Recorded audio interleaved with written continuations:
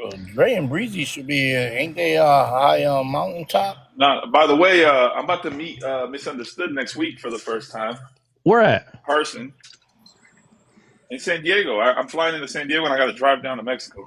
Oh yeah, Nice. Nice. So I'm yeah. gonna link up with her. I'm gonna see if Flip is available too. See if we can all go eat breakfast. Yeah. That'll be nice. Yeah. Mm-hmm. She gonna meet my mama. My mama coming with me. My mom and my sister. Oh, all three of y'all going over there? Oh yeah. Y'all better watch out. You know, all the demons are over there in Mexico. You know. I'm a demon slayer, so. Oh, he's like, I Watch hope out. I hope they all of them are there. I hope all of them are there. Yeah. Man, well, that's an old school phone right there, boy. Whose phone ringing? Hold on, that's me. Let me see.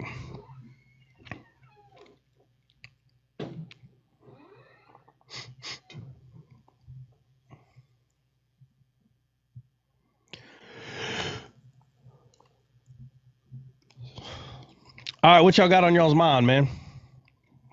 Look alive. The only notes I got is we can go over some more gates. Which there was something I wanted to say about gates. Let's finish the gates, bro, because We can do some gates. yeah, because that one verse it says that the gates of hell shall not prevent. So how could gates? I thought gates were to keep people out. So Yeah. Well, it's a good conversation, I guess. yeah. All right, we can hop in it.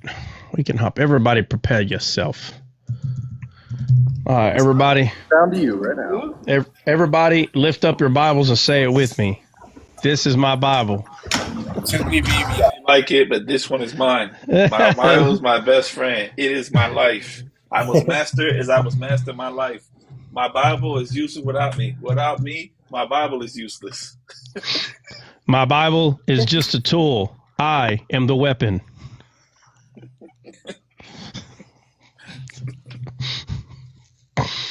All right, let's see. Let's see. Try. Huh. How far are you from San Antonio? San Antonio, Dallas is probably 3 or 4 hours from there, I think. Oh, well, dang it. Well, if you start driving now. If I start driving now, it's still going to take me 3 hours to get there. What do you mean? Don't drive, bro. We'll be flying to San Antonio right now. I'm going to be in Texas in the next couple hours. You're going to be in Texas in the next couple hours? Why? Work? Work? What the heck? Yeah. You got a job? I didn't know you got a job. Haha. No, why you got a work meeting or what? Yeah, HEB headquarters is there. HEB headquarters. Of course it is. You know what HEB stands for, right? I don't. No. Oh, yeah. So they're going to tell you this, the initials of the person that pretty much made HEB, but they're lying to you. HEB stands for ham, eggs, and bacon. Oh. Don't let nobody lie to you, bro. All right. Yo, can y'all hear me better now? Yeah, that's a lot better. Mm-hmm. I had to be brought up to the third heaven. Yeah. You had to go to the third heaven, bro, with your phone like this. And then the Lord starts walking to you and you're like, whoa, stop right there. Okay, go ahead. Go ahead, Mom. Uh-huh. Hold on. Lord, stay right there. Lord, can you put your left hand up and your finger like that? All right, go ahead. Mm-hmm. Yeah. He's right there, but if he comes over here, we're going to lose reception. Okay. All right. I had to stand on his right side. I was on the left. Yeah. You're like, hey, where you're at, I'm on your left. Can you just spin a little bit? Get me on your right side. Oh, stay right there. Stay right there. I'm good. I'm good now.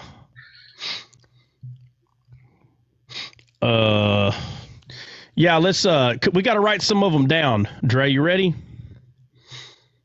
Yeah.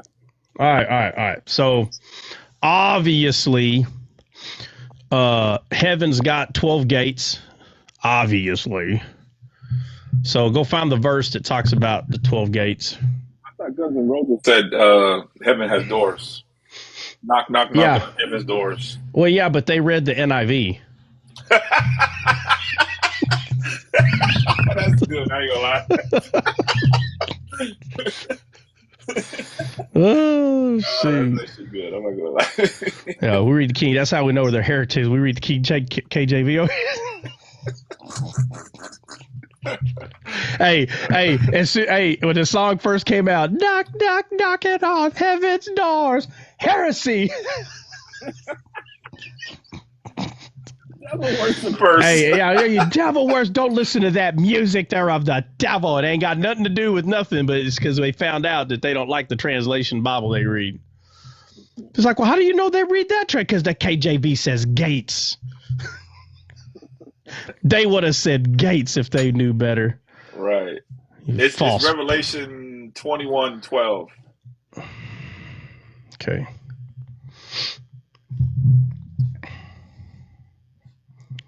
12 and 13. We want to say 12 and 13. Well, we can just say 12. It had a great high and had 12 gates. So yeah, it's in 12. Yeah. Okay. All right. Now under that, I'm gonna write the 10 gates in Nehemiah, which is Nehemiah 3 or 4. Where is it? 3.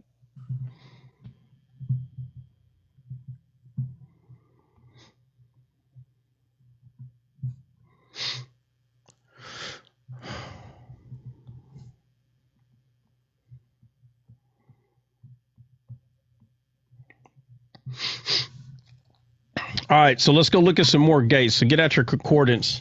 There's actually a couple I have in my head, but I'm trying to find them out myself. Yeah,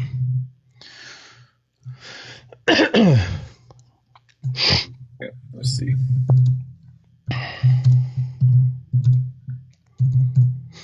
Obviously, Samson. Oh, yeah. Is one of the ones that I have in my head, but there's this very specific one. Find the verse for that. Let's see what we got.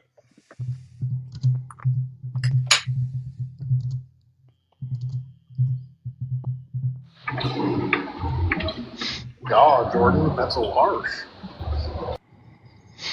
So we got Deuteronomy 16:18. It talks about the judges and the officers were appointed to all your gates. No, where he picks up the gate of the city. Giving you other gates. I'm going to get to that one in a minute. I'm just going. That's Samson 16:3, by the way. Okay. I mean, not Samson 16:3. Judges 16:3. It is Samson. Samson has his own book. The book of Samson. Heretic. Yeah, Judges 16:3. That's where Samson carries away the gates of Gaza. Imagine. Yeah. Even he didn't like. Let me stop. Yeah.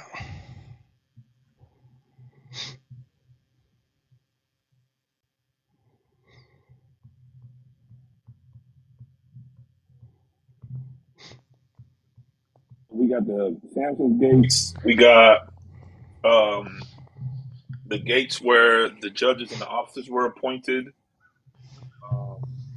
We had off the top of my head, I don't know where this scripture is at, but when it says that you would like bring disputes to the gates of the city with the elders and the Sanhedrin, and they would stone you there. Boaz redeemed Ruth at that city gate, which would be the same kind of gate. That's the same thing technically. It says Proverbs 31:23. It talks about the virtuous woman, and it says her husband is known at the gates. Yeah. Yeah. Hold on to that one. Which one? The last one you did.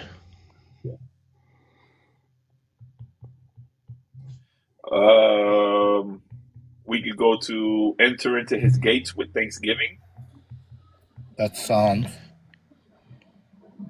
Yeah. What was the one you said before that?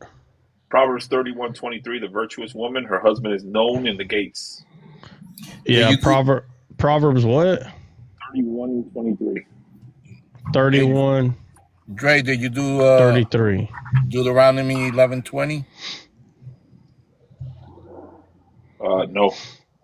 And thou shalt write them upon thy doorposts and of thy house and upon thy gates. Nope. But you can put it down right now. All right.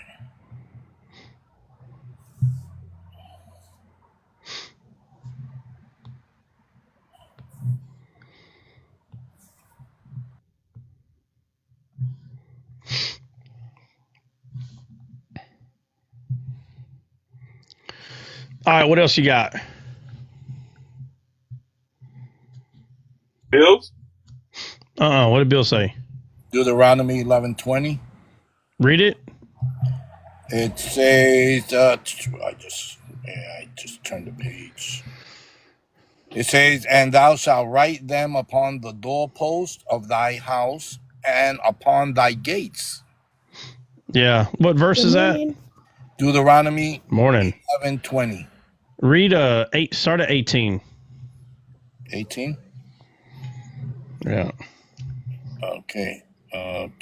Therefore shall ye lay up these my words in your heart and in your soul, and bind them for a sign upon your hand, that they may be as frontlets between your eyes.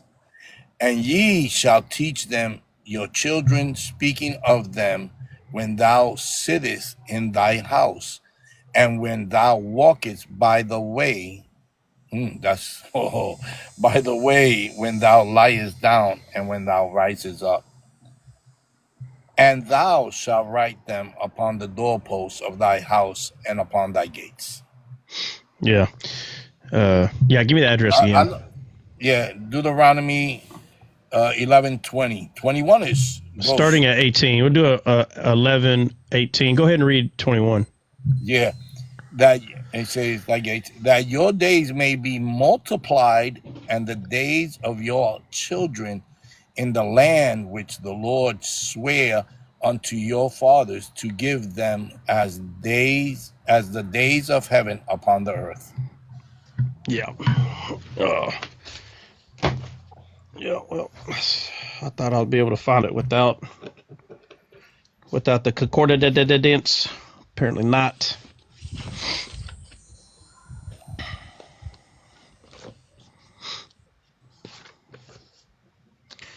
All right. No. What's the verse for the gates of hell won't prevail? Because obviously we need to write that one down. Matthew 16. I know it's Matthew 16, like 18, around there, 17. Matthew 16. And Jesus answered him, said, blessed are you, Simon Bar-Kokhba, the Pope of all the nations. For flesh and blood has not revealed this to you, but my Father who is in heaven. And he says, and the gate 18, it is 16, 18. I had it right. And the gates of Hades shall not prevail against it, because thou art the Pope and the vicar of God on earth. Because. All right. Well, so what's the address? Matthew 16, 18. 18. Okay.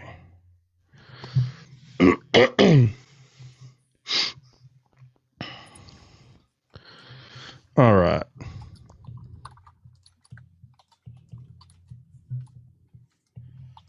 Zechariah 8:16. Read it. These are the things that ye shall do. Speak ye every man the truth to his neighbor. Execute the judgment of truth and people in your gates. No. I'm looking for 121. Proverbs 121. What about it? Wisdom cries out in the gates. Yeah. Proverbs 121. Yeah, go look at some of the gates and some of the tents or the tent doors, and see if any of those words are the same.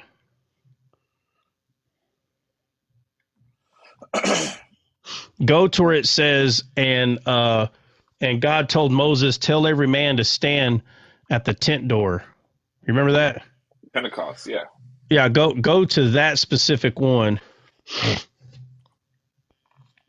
No, not the Pentecost. That's considered the first Pentecost. They stood at the gates, and then the fire of God came down and landed on top of everybody's head individually when they were sitting in front of their gates or their tent doors. Yeah. See what that Hebrew word is.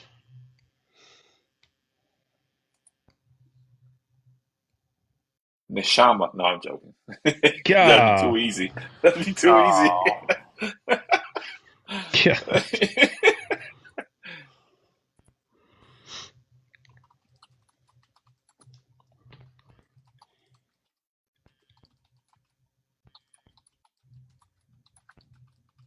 Well, you're looking at Exodus what?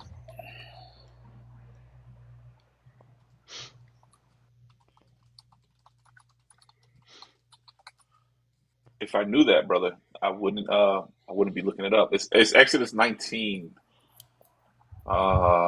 Exodus 19. Exodus 19.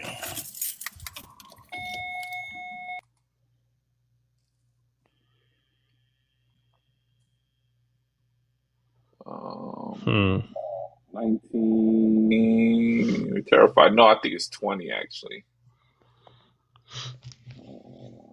2018 Thunder and Lightning Blast Trumpets. I think it's 9. I think it's 20. 2018. All right. It says, "Thou shalt not smoke." When the people saw it, they removed it from far off and speak unto us, and the people were far off and came to prove and face sin and Moses.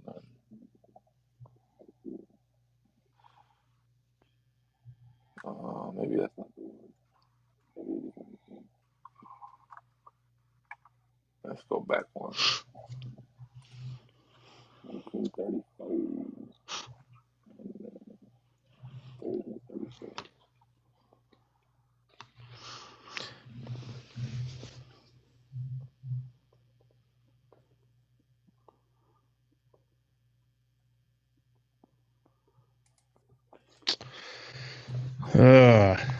It's all right. It's all right.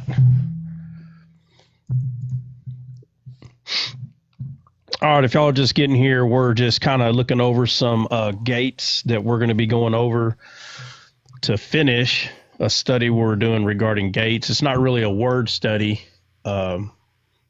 at all, actually. It's kind of pointing to what gates represent in the Bible. It's actually quite amazing. So if you haven't had your coffee yet, do yourself a service and go get you a cup of Joe. I think Cup of Joe Schmoke. Right. Huh? Exodus 33 verse 8, is this the one you're talking about? It says, "And it came to pass when Moses went out unto the tabernacle that all the people rose up and stood every man at his tent door and looked after Moses until he was gone into the Yeah, that one. Yeah, the one she found, right? That's the one I'm talking about. It's going to be Exodus 33 verse 8. Yeah, but look up that word, tent door. I want to know what the Hebrew word is and keep it there. Write it down, or matter of fact, let me write it down. Okay, what was the verse? 33:8. Exodus 33:8. And what's the Hebrew word? Stood in front of their tent. His tent is oh hell. Oh hell. Oh, hell no. Oh hell, which is tent. oh my. So that word means tent door, or is the word tent and door two different words? No, it means tent. Nomad tent. Hold on. We both can't speak at the same time. So give me just a second. So it says tent. It says dwelling, home, habitation. Symbolic to like wilderness or life, but that wouldn't be relevant for this. It's home, dwelling, habitation, covering. Talks about covering, home, tabernacle, place, dwelling. And the root word, if I go to the root word of this thing, it would go to, it says to be clear or shine, which is, I don't know. That's okay. Jordan said Joshua 10. Oh, John 10. I'm sorry. John 10 is gates. Hey, Dre, that word is used a lot in Genesis. yeah, tabernacle, because it's tabernacle. So Yeah. everywhere you see tabernacle is the tent, or wherever you see tent is the same word. Yeah. And then it goes into dwelling, places, covering, and home a couple of times. But for the most part, it's always tabernacle and tent. It's the same thing. All right, thanks. Yeah. 33:8. Yeah, we're looking to see if that word "oh hell" is used for gate anywhere. I didn't see it as used as gate anywhere. I don't know why I got that in my head.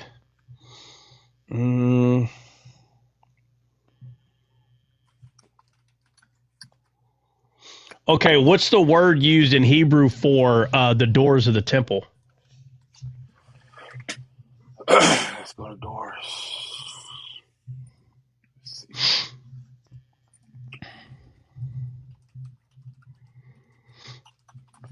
So the temple doors verse, we can go to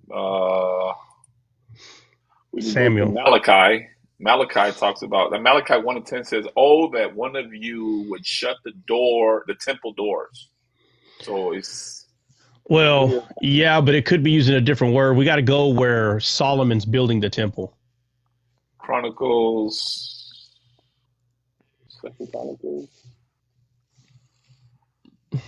Were you looking for only gate, like the word gate? My bad, the word gate. Did you just show up? No. How do you not know what we're doing then? I know. I know we were looking at gates. It's like, I've been here the whole time. Now explain to me what y'all are doing. I just didn't know how far we got. All right, so 2 Chronicles 29:7. Let me go see what that. It talks about the doors of the porch of the temple. Yeah, but what is it called? Because it says that they're gonna be held on by leaves, right? The doors of the temple. All right. So the word doors there is delet. Door, gate.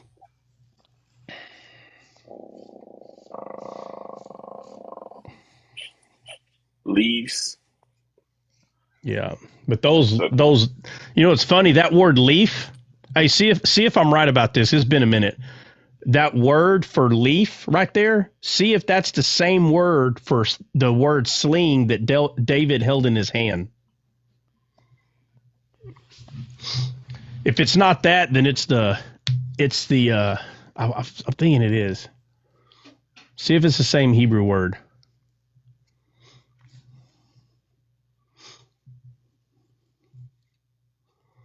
I don't think so. No. Then what about the fence? Let me go to David's sling, and then I can go from there. It's easier.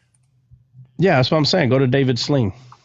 Oh, I was looking at the door to see if it matched somewhere, but no, the word there, the Hebrew word for leaf. Yeah, it's 1 Samuel 17. What's the word for leaf in Hebrew? What's the word? I already left that. I would have to go backwards. Give me just a second. Let me just look at this. If you would have told me, I would have wrote it down real quick. So sling, it says leaves. It does have, the sling is a leaf, and this leaf is in 1 Kings 6:34. Yeah, so I don't know why it didn't show up on the other side. It's funny. So from this side it showed up, but from the other side it didn't. Yeah, but my question is, what's the Hebrew word? For door? No, for leaf. It's leaf. Oh, okay. Kela. And that's what David's holding, that word. Yeah, Kela. Yeah. Yeah. Oh man, I don't think, have we been through that? We haven't been over the Leafs and David's sling and the no, I don't, no, you know what? No, we I haven't. don't think so. Man, We've done a little bit of hair, but we haven't done leaves. Yeah, I mean, I know I've talked about it, but I do recall you mentioning it, but I don't think we actually went through it like that. It's had to have been a minute, bro. Yeah. So Kela means sling stones, curtain, drape, or hanging. Hanky panky. What's a hanky? What's that? No, hanging. Oh yeah, hangings. Yeah, hangings. Yeah. It was like curtains inside the temple, the hangings. And there's another cool thing right there.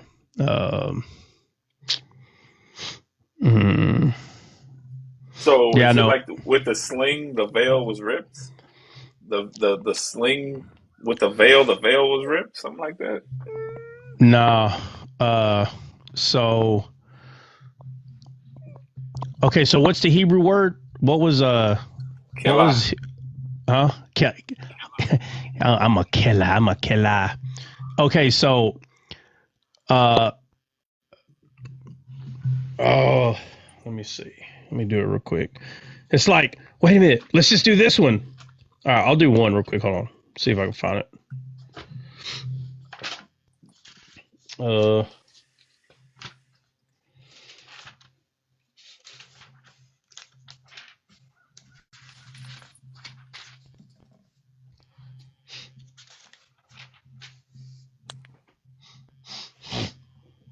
What's the number, Dre?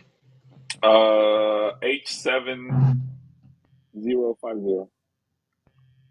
7050? Yep.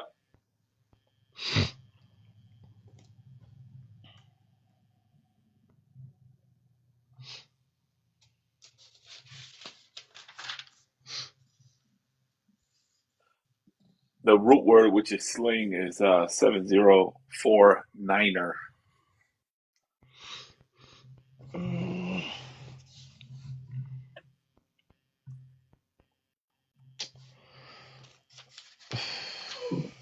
Oh, these dumb dogs are barking. Give me a second.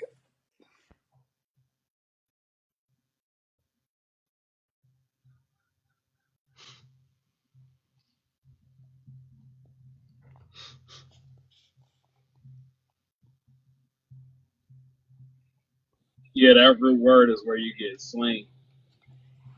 Yeah. Man, I can't find it.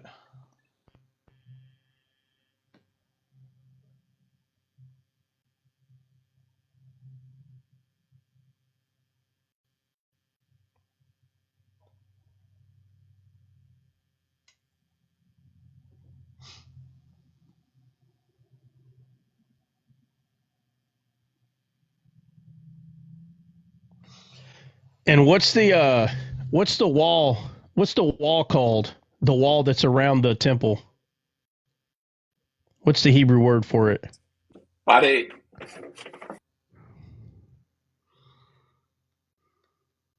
Spanish. Oh, I was like, yeah, I don't remember that word. I was like, I'm way off then. Let me go find it. This guy.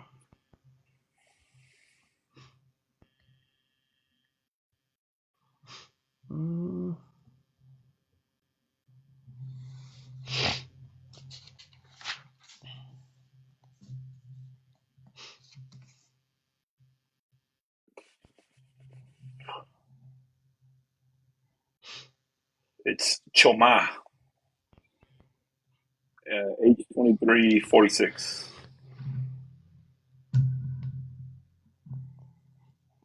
By the way, happy Atonement Day, guys. All right. We need more atonement. All right, so let's go find the word atonement. Whoa.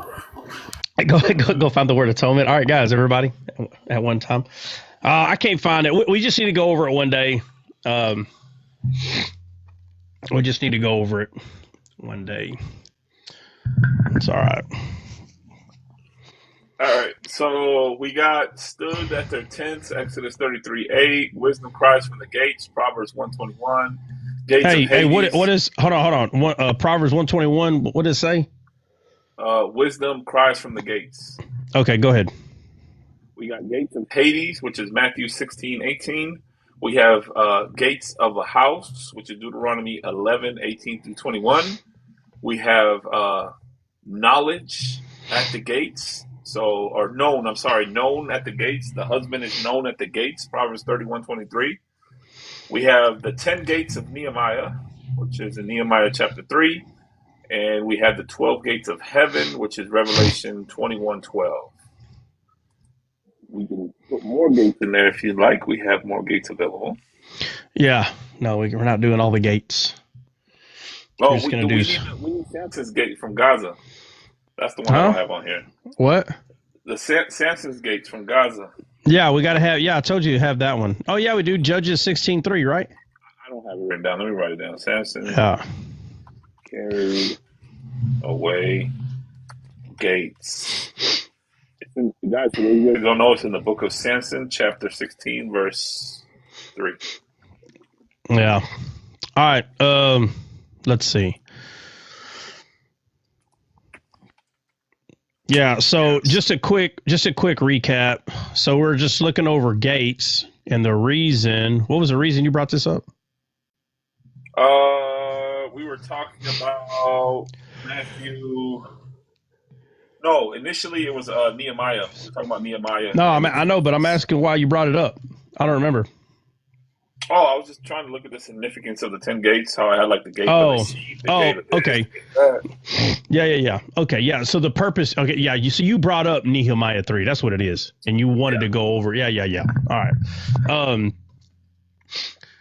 Yeah, so the 10 gates that's shown to us in Nehemiah is I'm not going to keep saying the word gate. All these words have gate after them, okay? Like sheep, gate, okay? So you got sheep, fish, old, valley, dung, fountain, water, horse, east, and inspection.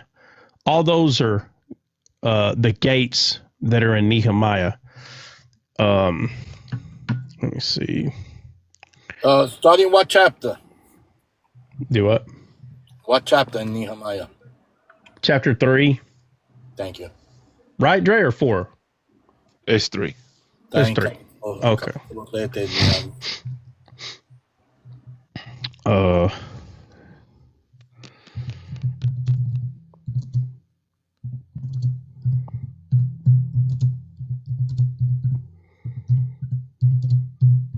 Ooh, boy, this guy. So you guys don't wear headphones. If you wear headphones, oh boy, you can hear that. Bum, bum, bum, bum, bum, bum, bum, bum, bum, bum. Sounds like you're on a rifle range or something. Cease fire.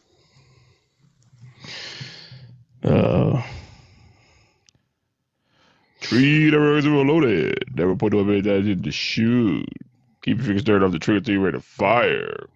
Keep your windows safe until you're ready to fire. Recruits. That's how y'all do it? Yeah, that's how they do it. They all sound the same, too. The tower guys is hilarious. Yeah, no, the tower guys are. They're very... Ours is... And at this time, I need everyone to pay attention to the right. If you see that orange, red-looking flaggy thing in there in the wind, that's because it is a flag. That is your right limit. Look to the left. It says twin. His name is Left Limit. I'm trying to do it, bro. Let me do it. Wait. Hey, you know you're gonna get me out of character, bro, if you start laughing, bro. Just let me finish the heard that before. That's so funny. It's funny, bro. Every time I did it, I almost busted out laughing. I was like, he'll say, okay, anyway, he goes, and he goes, you'll see one on the left side. He goes, it's just as far. They're just as far apart as the other ones on the other range. It's his twin. If you shoot around outside of the right or left limit, I will shoot you. Do not fire outside of the right and left limit. In front of you, behind the targets, and you hit the button, it picks all of them up.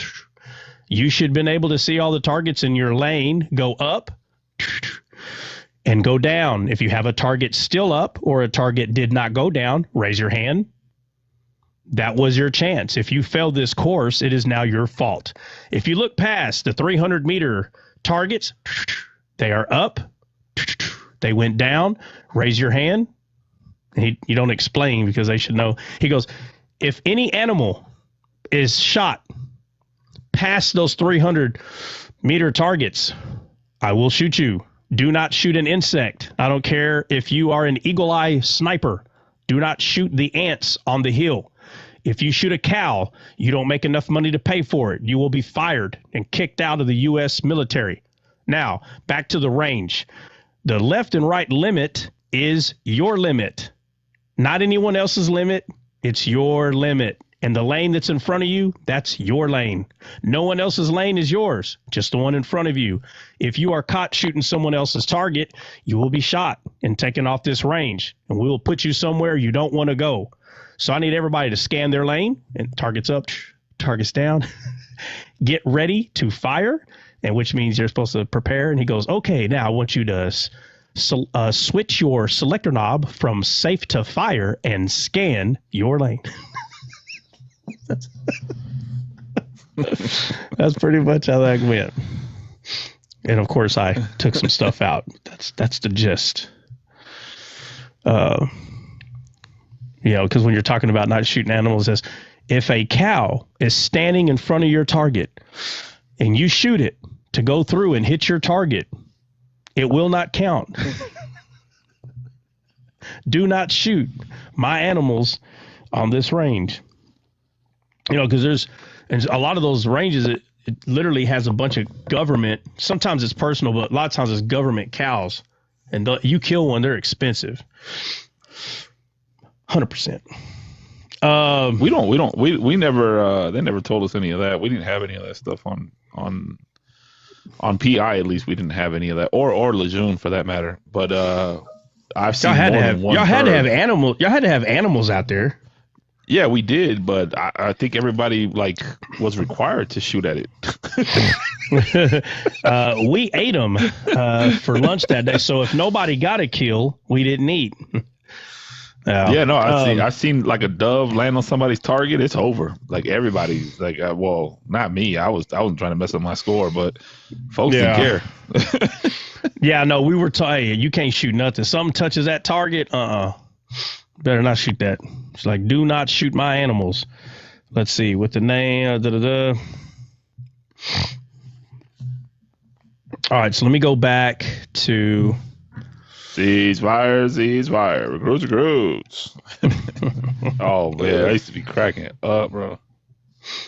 So you guys didn't have to move from the firing line?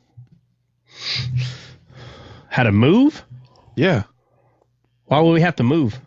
Bro, we had to walk from like the 200-yard line, and we had to walk back 100 yards, and then we had to walk back another 300 yards. Well, yeah, Marines, they don't give y'all a whole lot of money, bro. So, bro, we literally had to we had to pick up all our brass and then walk all the way to the 300 yard line. The brass. Okay, the brass is that's different, but all our brass is in the same spot. We have one shooting position. We had to police the area. We had to walk side by side up and down the five football fields, picking up brass. Like, oh my gosh.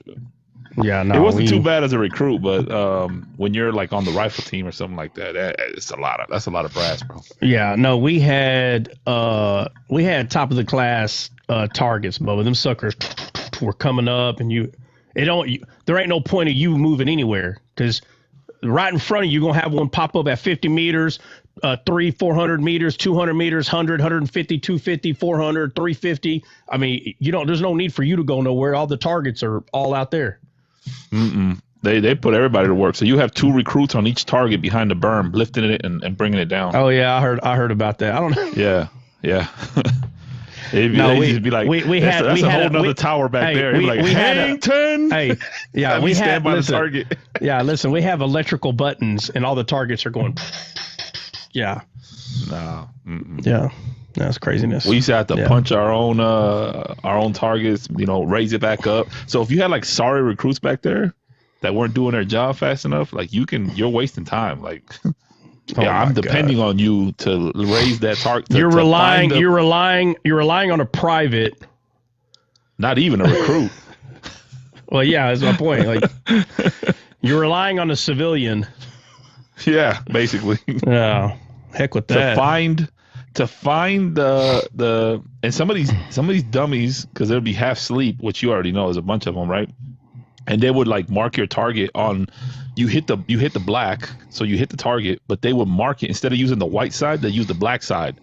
So the stupid thing would go up and you wouldn't even know where you hit it.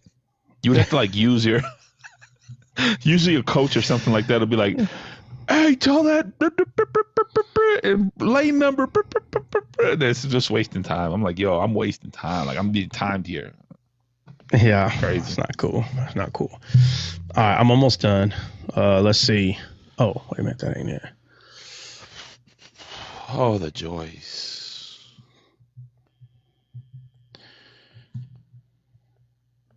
But I'm gonna do a video, I think today or tomorrow, on About what? the Secretary of War. I have to troll everybody. Like I have to do a video trolling. Like I'm gonna put his picture up in the background, and I'll be like, "Yep, y'all heard him, all you beardos." Oh, what he I gotta says. do something. He says, all you beardos, y'all gots to goes. I have to do a video. I gotta figure out something funny to say. He's an idiot, dude. Hey, did you see Trump? Bro, Trump makes this video, and he's letting everybody know. He's like, man, y'all are Democrats. He's like, man, hey, yeah, y'all are lying. Y'all are all lying. So he takes these two characters, bro, and he puts a sombrero on one of them and gives him like this mustache or whatever. Cory Booker, bro. Yeah, Cory Booker. And what he's trying to say is these guys will do anything to get your vote. That's what he's trying to say. And people took it like, oh, that's racist. You put a sombrero, and you could tell Trump's like, so you don't get what I'm saying, that these guys, whatever you are, they'll dress up, act like it, and be that way to get your vote. Like, how do you not see that these people are full of crap? He's a troll master. I put the video on the Derailed. I did too. Cory Booker crying. You saw Cory Booker crying? Yeah. Oh no, I'm not talking about that video. Cory Booker says, say it to my face when I'm in the White House. Bro, he would though. I don't understand. Why would you tell Trump not to only, say not only would he, and you're not going to do nothing about it. He has Marines all around him that will fold you up. You're not going to do anything about it. It's so dumb, dude. Say it to my face. Like, what, bro? First of all, bro, look, it's crazy. Are we in the streets now? But they say that Trump is stupid. He's an idiot. All these things. They say all this stuff, and then you say to him like say it to my face, bro. If you know he's stupid, he would. Well, I don't get it. So is he stupid or not? Like, you can't say, well, he ain't stupid enough to do that. But yet you're always calling him stupid. Do what? Oh, but he will. I guarantee you. I can't wait for him to say and address him like, and Cory Booker, by the way, he's gonna say something. Yeah, he goes, oh, and if little Cory's here, is little Cory here? There he is, little Cory, and he's gonna say it. Yep. And he goes, and I made sure to say it to your face. And he's gonna be like, yeah, well, you know what? You're a liar and this and that. Well, he said it to you. Like, bro, he's dumb enough, bro. He'll do it. He'll say it, bro. I don't understand this mindset of these people. All right. Such a troll master. Yes, bro. Like Trot would troll you. He will walk up to your face and say, "Hi, little Cory." Yeah, hey, little Cory. Now that we're here face to face, okay, you happy? You satisfied? Put a grin on your face. All right. Now that you're happy, Happy Cory. I'm gonna change your name to Happy Cory. You're happy now. Look at that smile. All right. I think we got. Let's see.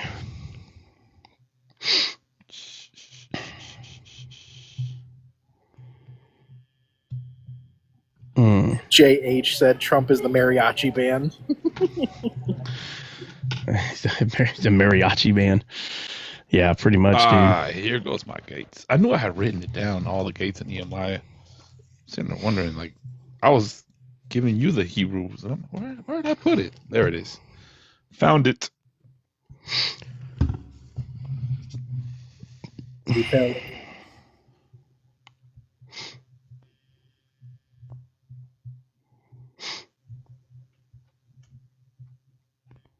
Father Abraham had many sons. Many sons had Father Abraham, and I am one of them. One of So them. are you. So are you. So let's So just praise let's the just Lord. go to Right arm. left hand, left hand. How's it go? Right hand, left hand. It goes. You got to do right arm, and then you do left. Then the next time you do right arm, left arm, then right arm, right leg, then right arm, right leg, right arm, left leg, And you're supposed and to. then the left And you're leg. supposed to go faster and faster every time. Yep. And then Father Abraham, and he says that Father Abraham. So let's just praise the Lord. Right arm, left arm, right leg, left leg. Turn around, sit down. Yeah, sit around, sit down, go around. Everybody else is like, "What are y'all talking about?" And That's we're how like, I know "What?" you guys are heretics. It's like, heretics. this is hey, Dre, this is Talmud stuff. This stuff was passed down orally. You should know That's this. That's right. This is Mishnah Torah. All right. Are the foundations of our faith. What do you mean? Yeah, what's wrong with y'all? All right, so we already went over Nehemiah 3, and I'm not really going to do a recap on, but basically in Nehemiah, he names 6 things that would. Oh, wait a minute. No, that's what Jordan. we're doing. Jordan, I've been taking ashwagandha. It really works, bro. Ashwagandha's on 10, bro. I like that stuff. 6 or 7. 6, 7. 6, 7. Do you want me to just say here. the 10 gates and who built them? Like what it means? Yeah. I'm sorry.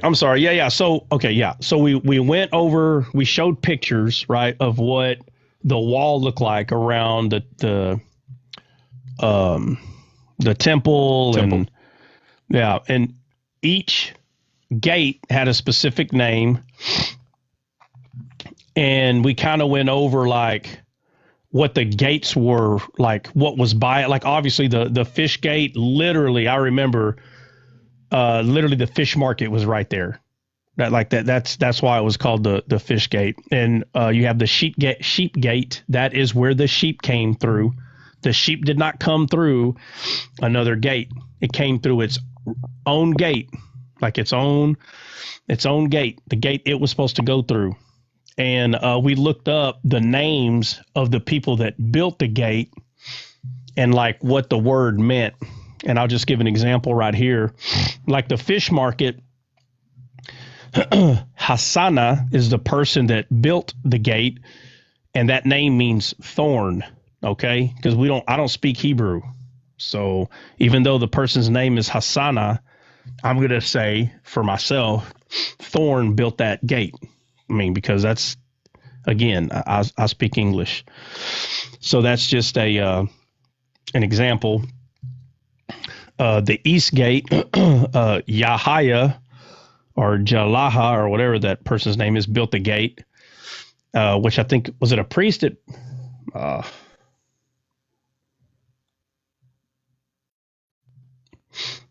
they're throwing them little things at me. But Yahweh heard, and Yahweh dwells. That's what the east gate. That's what the east gate means. Yahweh heard and Yahweh dwells. Okay. As a matter of fact,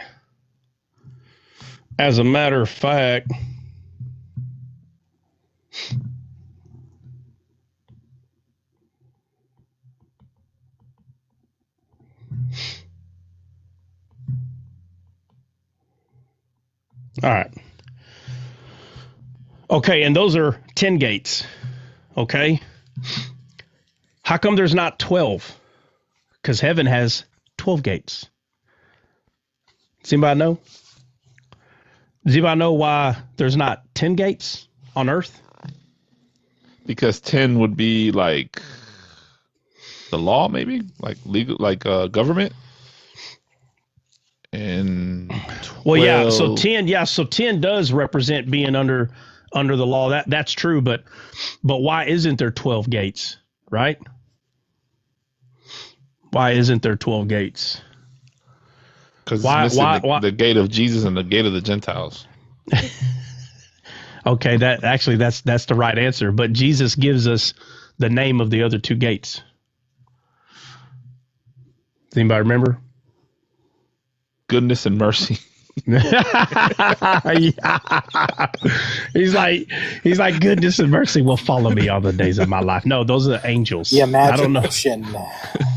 Imagination? No. Jesus gives us the name of the other two gates. The beautiful gate? No, the beautiful gate's already there. I don't know. That's a good question. Does anybody know? Huh? Gates of hell? No. Whoa. No. Why would the gates of hell be in heaven? Oh, you said in heaven? Oh my God. For anyone listening, CJ's here, but he's really not here. I'm really not. Yeah. Matter of fact, that was not CJ. That was not CJ. Christian. Anybody want to take a Narrow gate, wide gate. Yeah, the narrow gate and the wide gate. Yeah. Right. All right, so let's go to the narrow gate and wide gate that Jesus talks about. Why would the wide gate lead to heaven though? No, it's on earth. It's on earth. Oh, I thought you said in heaven though. No, I said in heaven there's 12 gates. Right. My question was, how come there's not 12 here? Why do we only see 10? That was the first question. Why do we only see 10? This is the first question I asked, and I said there are 12, and Jesus gave us the name of the other two because I was talking about here on earth. Oh, okay, yeah, that makes sense. So there's 12. There's 12 here. There's 10 on the temple itself because they were under the law. But when Jesus came, he talks to us, and it even talks about it in the Old Testament in certain ways, but Jesus makes it very clear that there are two gates. There are two gates.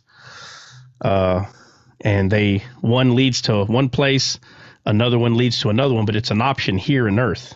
It's an option. So they both have 12. They both have 12 gates. Earth and heaven have 12 gates. But heaven, we'll talk about the heaven and all that, but right now, Jesus talks about the narrow and the wide. Man, where's my thing at? Maybe I'm going too fast. My yad. Yeah, my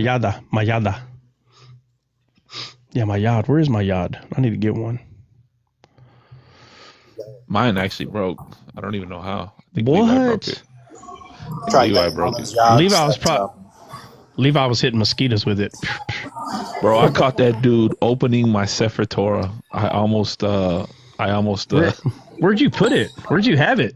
I have like a desk that has like those types of things on there, like my Teflon and all that stuff is there. Did he ask you what was in it?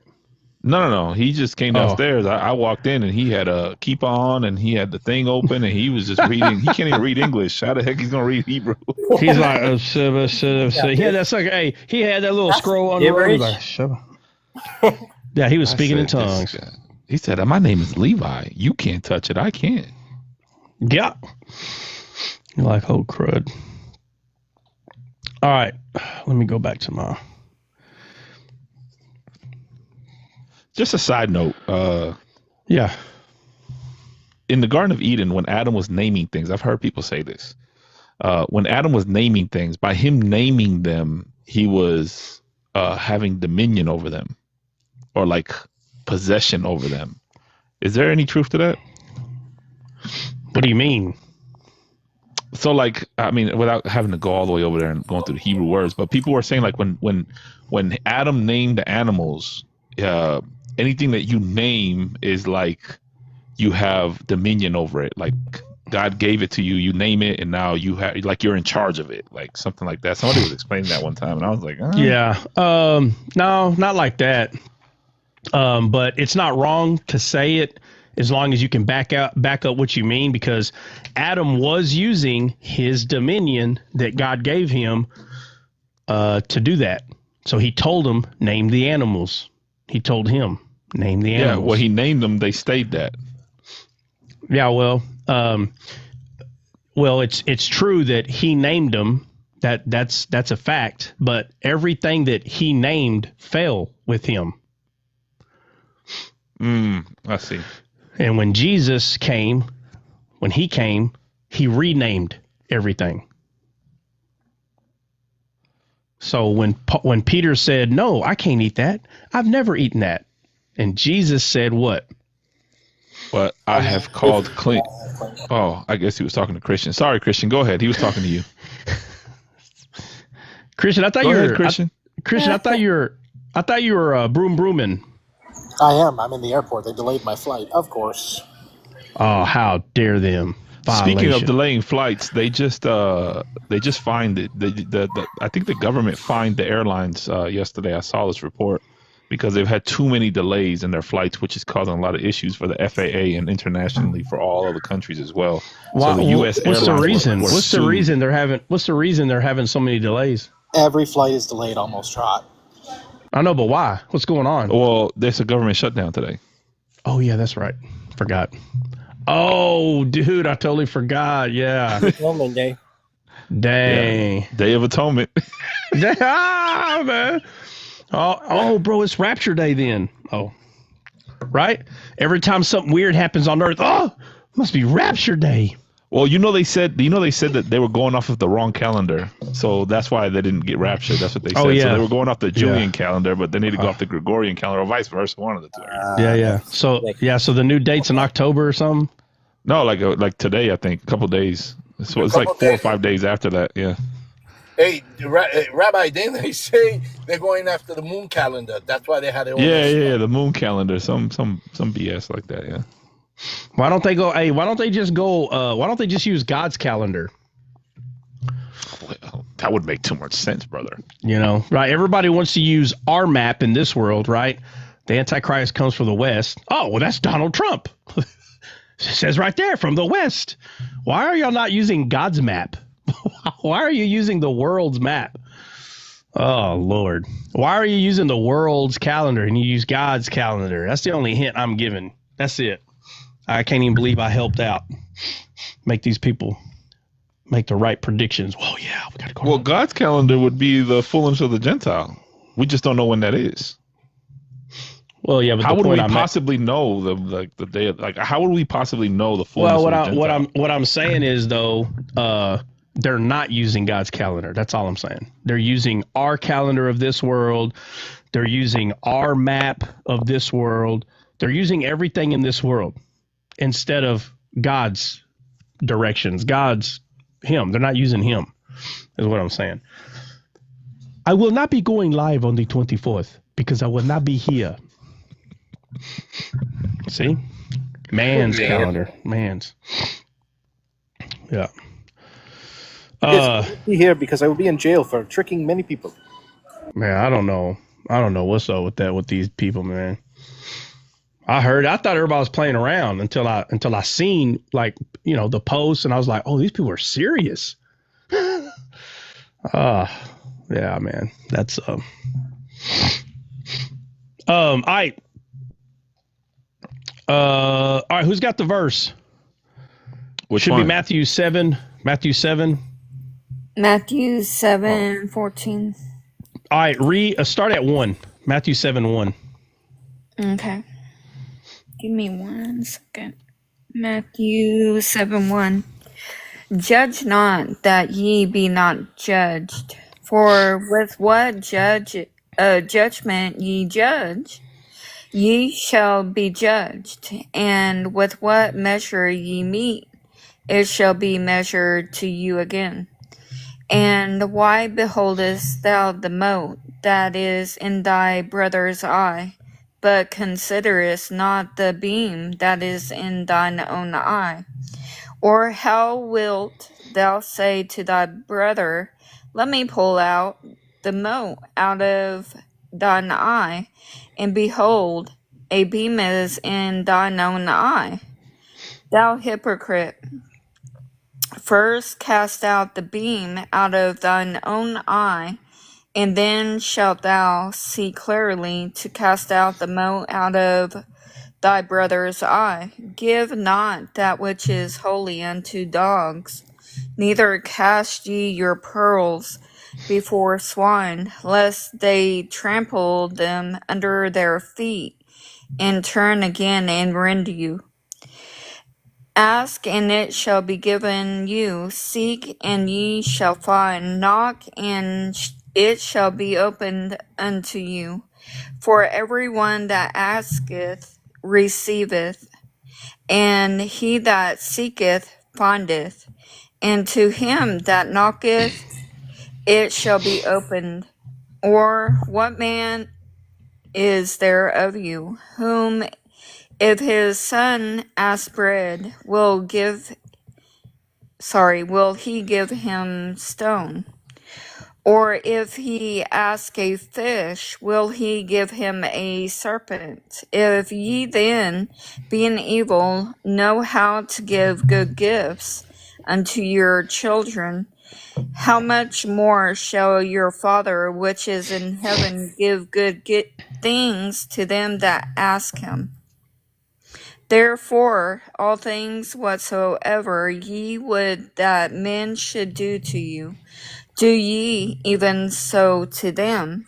For this is the law and the prophets. Enter ye in at the strait gate. All For right, right wide there, right there, right there. What verse is that? is 13. All right, hold on a second.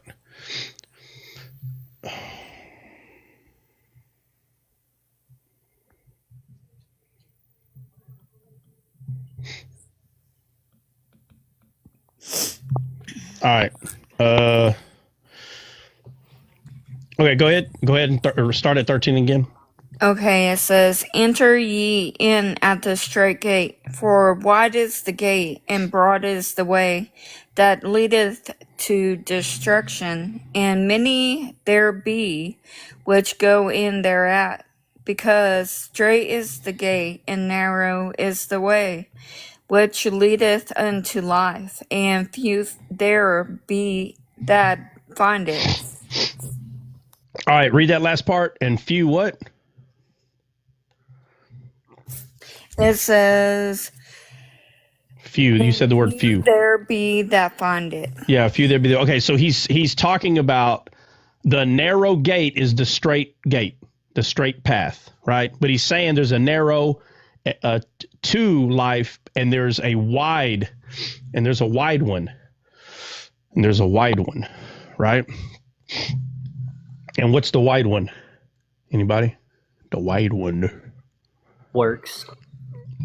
Yeah, but that name has a The world. well, yeah, but the name has a that gate has a name. So it's called the wide gate, but what is it? It actually Destruction. has okay, yeah, he calls that gate destruction. So he also gives it another name in the Bible. What is it? The carnal mind. No. Yeah. I don't want to say it because y'all gonna be like, man. Vatican. Death. For wide Yes. is the gate. Yeah, so it's wide gate. It's the gate of destruction, and he calls that gate, huh? Perdition? The gate of death. You can call it the gate of death. Oh, but the gate of Hades. yeah, the gate of Hades. Yeah. I was supposed to. Yeah. So what people will tell you is they'll say, well, see, Jesus was actually standing at this place that they call the gate of Hades. And I'm like, I always laugh at that. And I'm like, who cares? Who cares if he was standing at a physical place and he goes, and the gates of Hades won't prevail? So now they see that as Jesus saying that this physical gate will not prevail against my spiritual church. It's the weirdest thing. For him to be standing there is so he can prove a point towards the gate of Hades. I don't care that they had a physical gate called Hades. It doesn't matter. Jesus is not only talking about the physical gate that they had there, bro. The Bible makes it clear we wrestle not against flesh and blood. By him saying we wrestle not against flesh and blood, he's talking about things that are tangible. That's not what we wrestle against. So Jesus did not take these people to this physical gate in Israel that's called the gates of hell so he can only make his point using that physical gate. That is the most dim-witted way of thinking. It doesn't matter that he took them there. He's saying a lot more than just that. The whole Bible does this, the entire thing. Listen, Jesus, you could touch him, but he came from heaven, for God's sakes. I don't understand how people keep missing this duality. I don't understand it. Just because you can touch Jesus doesn't mean he didn't come from heaven. You can't say, well, you can touch him, so everything that he did had nothing to do with heaven. You can't say that. At the same time, just because Jesus took him to this physical gate, no, he took him to the physical gate over there. I remember hearing that the first year that I started studying the Bible, and I was like, so Jesus took them to the physical. Everybody teaches Jesus like they treat him like he's a professor at their college, and they're like, okay, guys, field trip. Let's get on the magic school bus, and they drive to some monument. And the teacher's like, okay, guys, remember when we were talking about pyramids in class? Okay, so this is a piece of a pyramid right here, okay? And remember how we were talking about the word shalala? Remember that? Look where we got it from, shalala. And they're like, oh, he took his students to the rock of shalala over here. See, there's no other meaning, okay, guys? He just took the class, a little field trip to the shalala. That's not what Jesus did, bro. He didn't say, okay, class, okay, I'm professor. Let's go to, we're going to take a walk over here. And the professor took them to a place, the gates of hell, just to make a philosophical point. This is the dumbest crap that people are doing. I don't care that you went to school for 5 to 10 years and you got so familiar on how teachers are in this world that when you hang out with Jesus in your Bible, he's just a physical man making physical points. You're freaking spiritually dull. You literally have the tism. You have spiritualism, if you understand what I'm saying. And I don't know. You need to figure out how to get out from this. You are literally spiritually tarred. Okay, you have a tism issue. It's crazy, and they don't want to let it go. No, when he was standing, see, he was standing by they called this place the gates of hell, and they thought that they're teaching something so spectacular. And it's like, bro, no, that's not the only point he was making. It wasn't. So you have, all right, let me get here.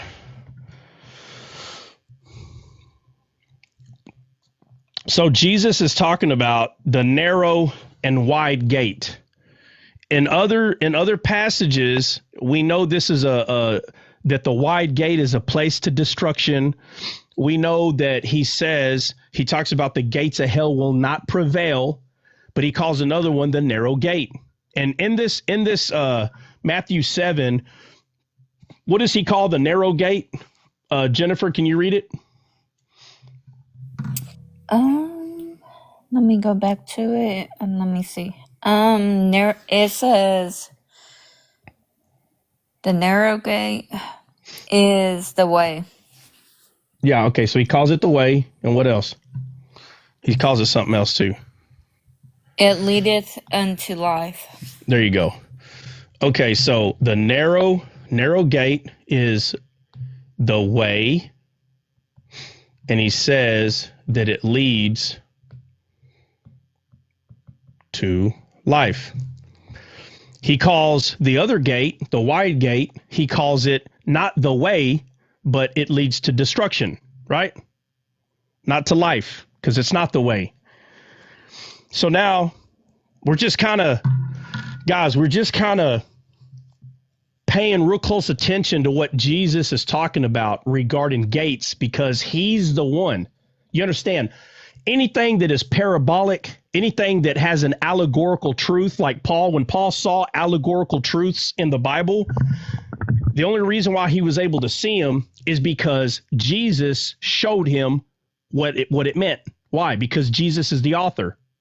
He's the author. So Jesus is still the author. And Paul did not show us every freaking allegorical, parabolic truth in the Bible. He didn't. I don't care what you say. Paul did not show us all of them. So therefore, there are more in there. So again, this is not for salvation. So if you think you have to understand this to be saved, you don't. You don't have to understand all this. But I do not know how to explain that when you start seeing the Bible this way, it's like in some weird way, it's like this, a big chunk of unbelief leaves you. Other than that, I don't know how to explain it. I wish I could say 100% of unbelief leaves you. I wish I could say that, but then it would have to be true for everyone. Okay. It would have to be true for everyone. And I don't believe it's true for everyone because everyone has their own personal choice. I will say that it's definitely in the high 80s, like 80% of any type of unbelief that you would ever have towards things regarding God. As soon as you start understanding it, it's gone. Okay. There are people that will say, oh, I have no unbelief. Okay. Speak for yourself. What I'm saying is, no one is perfect in their quote unquote belief system. Nobody is. There are certain things that can happen in your life and it'll kind of get you to question God, but it's not that you're questioning God, right? It's not that you're sitting down and you're mad and you're like, if you're real or not, you better let me know. I'm not talking about that. I'm talking that you hear bad news regarding a family member or something, and sometimes your flesh can cause you to react not according to the Bible. Like you can start becoming in fear, and I don't care if it happens for just 5 minutes or maybe an hour, because you can start meditating on the word and come back to what is true, right? Girding yourself with truth, and you can quickly come out of that. What I'm saying is, when you start seeing this stuff in the Bible, those things will happen less and less. It's like you become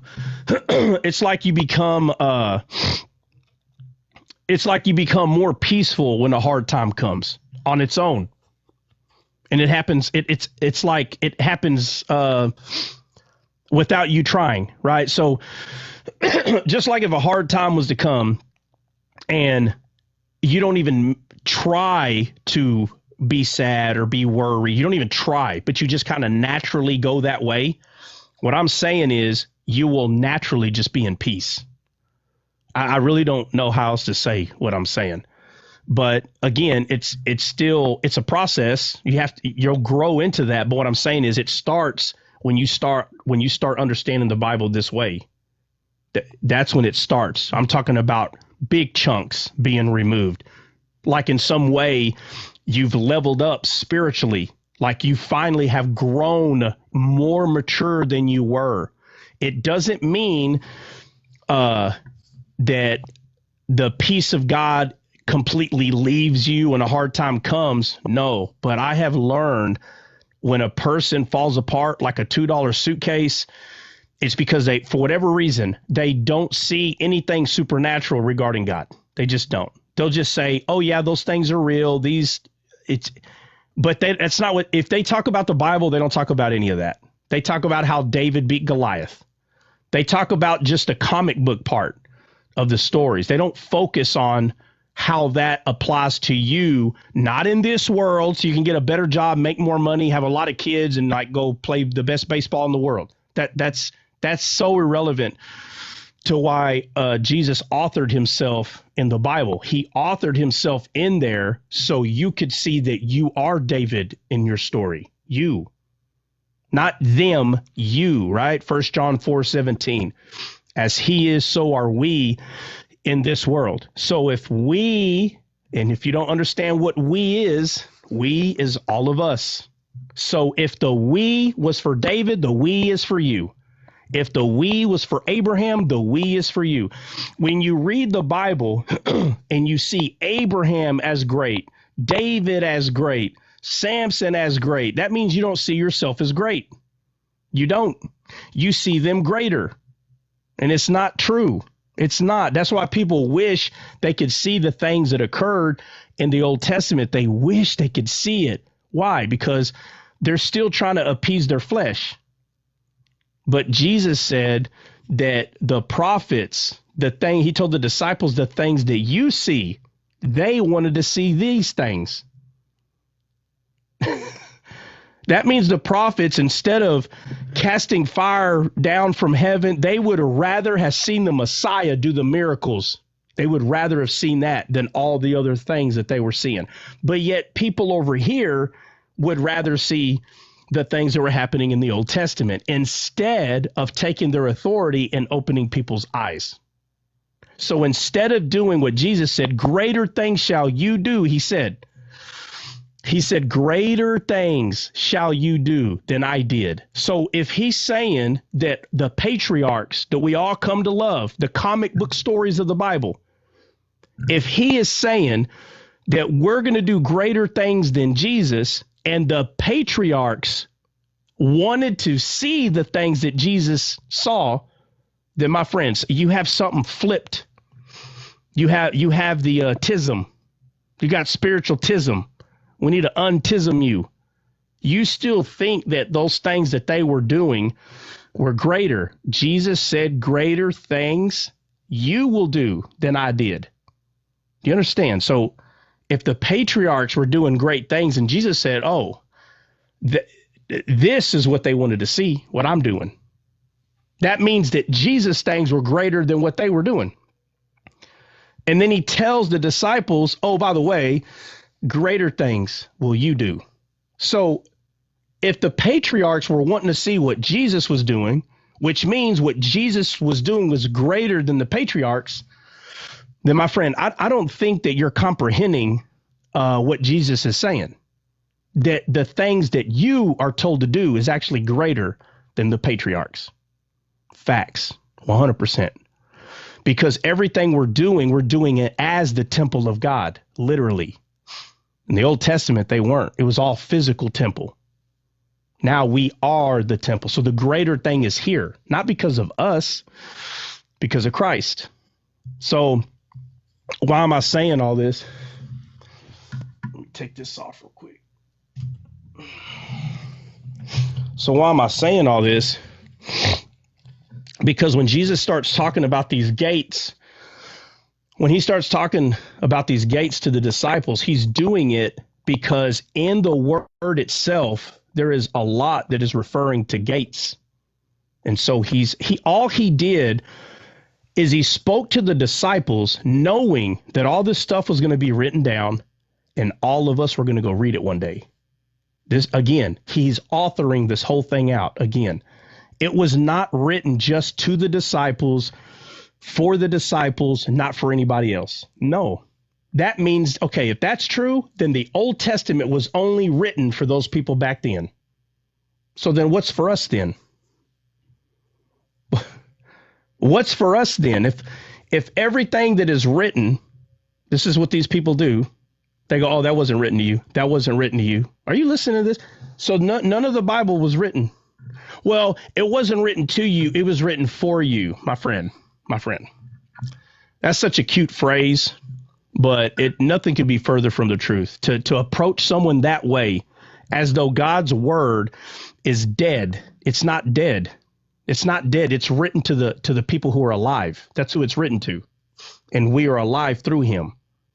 So the spirit that lives in us is the one that authored everything that's in the Bible. It's the thing that authored it, the thing that lives on the inside of you. So to sit there and say that it's not written to you, it's written for you, but not to you, you got to be careful when you say that, because we can agree that when Jesus was telling the disciples, where he was talking about be ye holy as I am holy, and he says things like that, we can 100% say that he was talking to them regarding to the law, and we're not under the law. So we can divide properly the word. You can divide. Who is he talking to? What's he saying? You can do that. But to sit there and say that the entire thing was not written to you, was written for you, that's nothing could be further from the truth. It's not true. Okay. So, but he's talking about gates in Matthew 7:13. He's talking about gates. And he gives us a name of two gates, narrow and wide. Now, in Nehemiah, we went over chapter 3, and it gave us 10 gates, 10 that you can see, okay? The other two gates that are here in this world are, and I'm going to write them under the other 10. One is the, one is the narrow gate, and the other gate is the wide. Okay, and we give the names to these gates because they all got names, right? Just like the sheep gate, fish gate, they all got names. So the narrow gate, I don't know why I'm just not using this thing like you're supposed to.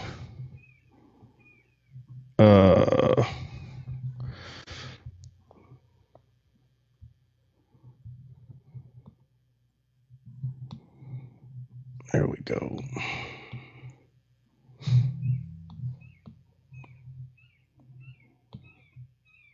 All right, so he gives us the narrow gate, the wide gate. But these things are here in the world, and the narrow gate and wide gate is our choice. It's our choice here. So one gate is going to lead to life. Someone got hawks. Yeah, we got hawks and you know what I need to do? I know this is kind of off topic, but I apologize. But our owls had babies. We only had, we had a couple. We had 2 owls. We got 4 now, and they're teenagers. They're kind of growing up, and where they're living, dude, I need to put cameras up there and post some videos on here. It's actually really cool. And there's cool. And there's a particular tree. Well, it's really 2. It's one over there and one over here. So there's 2 trees that they hunt snakes. They hunt every little thing that's out here, but bro, they hunt snakes out of these 2. And why? And you know what? I had time to hit record to see this whole thing go off, and I just kept hesitating. I was like, I'll do it in a minute.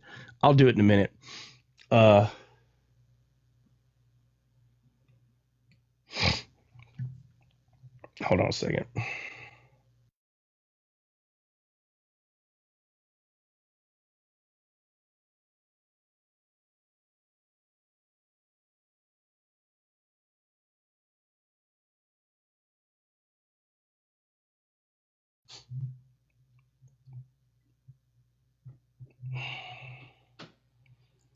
What was I saying? Oh man, what'd I do? What'd I say before I hopped off? Time to record and you didn't record it. Yeah. Okay. Yeah. So there was an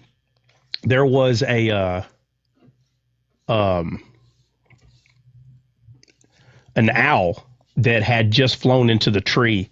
I seen it get there, bro. The point I'm making is I already know they hunt snakes right there, and I never get to catch them doing it. It's like every time I walk outside, they're already picking it up and flying off. And I'm like, man, one day I want to be sitting, because the bench is not far from this one tree.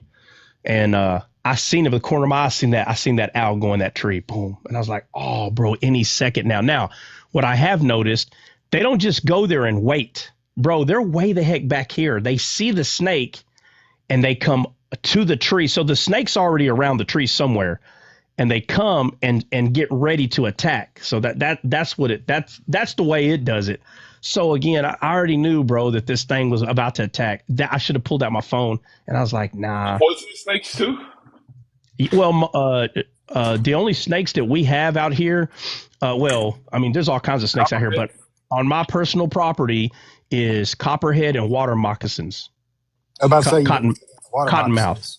Yeah, it's the only two that we have on our property. Now, other property. Now I've seen a grass snake out here before, but a water moccasin will chase your butt if y'all ain't never ran into one. He'll chase you. I remember we used to go swim at this big tank on my buddy's property, and all I kept hearing was my buddy yelling. And one thing he told me, he goes, if you ever hear someone yelling, you immediately go to help them, because they probably, they're probably in dire need, or they are warning you to run.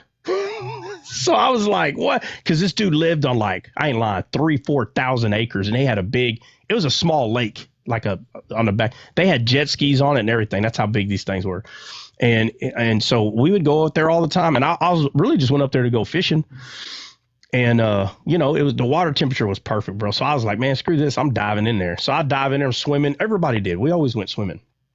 And I heard it. It was a little windy, but it was enough. He was loud enough. And I just heard yelling. And I said, oh my Lord. So, and I already knew either they're in trouble or I am. So I'm looking around. I can't see them. But as soon as I turn my head, maybe, I don't know, almost halfway around, I seen a snake coming right at me. It couldn't have been but 15 feet from me, dude. And it's his dad used to tell us, look, if it's real close, it's not going to see your hand under the water. So you better grab it before it grabs you. He goes, and I tell you what, you would rather want it to bite your arm than your face. He goes, so you don't have no choice. He goes, let it get to right there where it's at, and do your best and try to grab it, by the neck as close as you can. And I was like, dude, I looked, and he goes, I remember he said, don't do what I used to do. Cause you think you're going to spray water at it, or maybe, get on your back and try to kick it with your legs or anything like that. And maybe, or you could be doing all that mess and you just made a bunch of smoke. Now you don't know where the head's at. So you can make it harder on yourself. Nobody wants to be in that predicament, but if you just try to swim away, sometimes they'll chase your butt. So, and I knew that. So I'm like, well, it's like 15 feet away and they go pretty fast. I'm like, man, screw this. I'm swimming. So I chose to run. So I'm swimming, pow, pow. And I kind of turned my head, Bubba. If it's not catching me, it is going just as fast as I am. And I'm like, bro, the boat's over there. I got to swim across. I'm going to be tired. This thing's going, he going to drown me.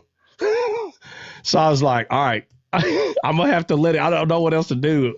I'm going to have to let it come to me, and I'm just going to try to grab it by its head. And, this is my first time doing it like that. So I was kind of nervous. Anyway, it can't strike you like it can on land, but it can do it. It can still strike, but it's not, half of its body and all that anyway. And so what my goal was to, like, kind of, I don't know how to explain this, because you can't just lean forward, but you can kind of swim and lean forward. And I was trying to trick it and make it think that I was going away from it as it's still coming. But what I was trying to do is do this so I can get its head right here. That way I can just come up, instead of trying to reach for it. I don't know. I was trying to trick it or whatever. And you only get one shot at this. And so I can see my hand, like, dude, my hand is like 2-3 inches, if that, under it. And it's moving fast. So I'm like, dude, how in the heck am I going to grab this thing? And so I was like, you know what I'll do? I'm going to, and I'm pedaling. So this is not easy to do. I'm pedaling, and I'm like, and I said, you know what I'm going to do? I'm going to stick my hand out, this hand, as quick as I can. And at the same time, bro, it worked so perfect. I put my hand out like this, and it looked at my hand. As soon as it did, I went, pow, bro. I caught it like that far. If I would have caught it any further, it would have been able to bite me. And I didn't realize how this sucker was so big. It was probably 4.5 feet, maybe. And it was, I don't know, man, it's probably about that big around. I grabbed that sucker, and when I grabbed it, I realized, oh my God, this thing's a monster. It started wrapping his body around my arm, and I'm like, holy crap. Now I'm screaming. So I'm screaming at my buddy. I'm like, hey. And I already hear him getting in the water back here. Bro, now I got this thing in my hand. I'm trying to swim back to the boat. And I can't get in the boat. I'm trying, but I can't. I'd have to let him go. I ain't letting him go. So I got him like this, bro. I just got him way out here. I was so tired. And my buddy's like, don't move. And he's got, y'all know what loppers are? Anybody know what loppers? Yep, just like you cut the bushes with. Yeah. He comes with one of those. He's like, did it bite you? And I'm freaked out. And I'm like, I don't know. And I'm looking, I'm like, I don't think so. He's like, don't move. But he cuts his head off right there. Wow. Bro, I was so messed up. I got that stupid thing. Get this stupid thing. And when he cut the head off, all it did was tighten up on my arm. I'm so freaked out. It made me so mad, dude. And, getting caught in a predicament like that, when you're not used to handling, a predicament like that, it's not very pleasing. It's a bad place to be. But talking about a narrow gate and a wide gate, I can promise you, it was a narrow gate, buddy. I did the best that I could, and I hate to say it because I'd like to. Do what? I'd like to say you're okay. Just mute then if something's wrong with you. But I'd like to say that I knew what I was doing, but I didn't. It's kind of scary because what if I would have missed him? I don't know what would happen. He could have bit my hand, bit me in the head. I don't know. But I was freaked out. That ain't no lie. Let me get back. I don't even know what got me on that story. Something reminded me about it. Y'all gonna have to forgive me for my. You were talking about your owls, and somehow you went into your own hunting. Oh, bro, I can't help it, bro. Oh yeah, the owls. Well, because I was talking about the kind of snakes that I have here, and we got water moccasins and owls. Anyway, it was an owl. It was an owl that was up there. And just when I was thinking about pulling out my phone, that sucker came down there, and it actually grabbed. I thought it was going to grab maybe a 1 foot or something. No, bro, this sucker was like mom or dad. It was a 3 foot at least copperhead, but picked it up like nothing and just flew right back to its tree, like where it lives. And I was like, I literally said to myself 10 seconds ago, pull your phone out, and I could have caught it. And what was perfect about it is the sun was going down and I could see the shadow of the snake. It would have been a perfect picture. But I was chased by like 30. You said gooses. You mean geese? I was chased by 30 geese. I bet 30? How old were you? I think the age is going to matter. How old were you? Night when you got chased by all them geese.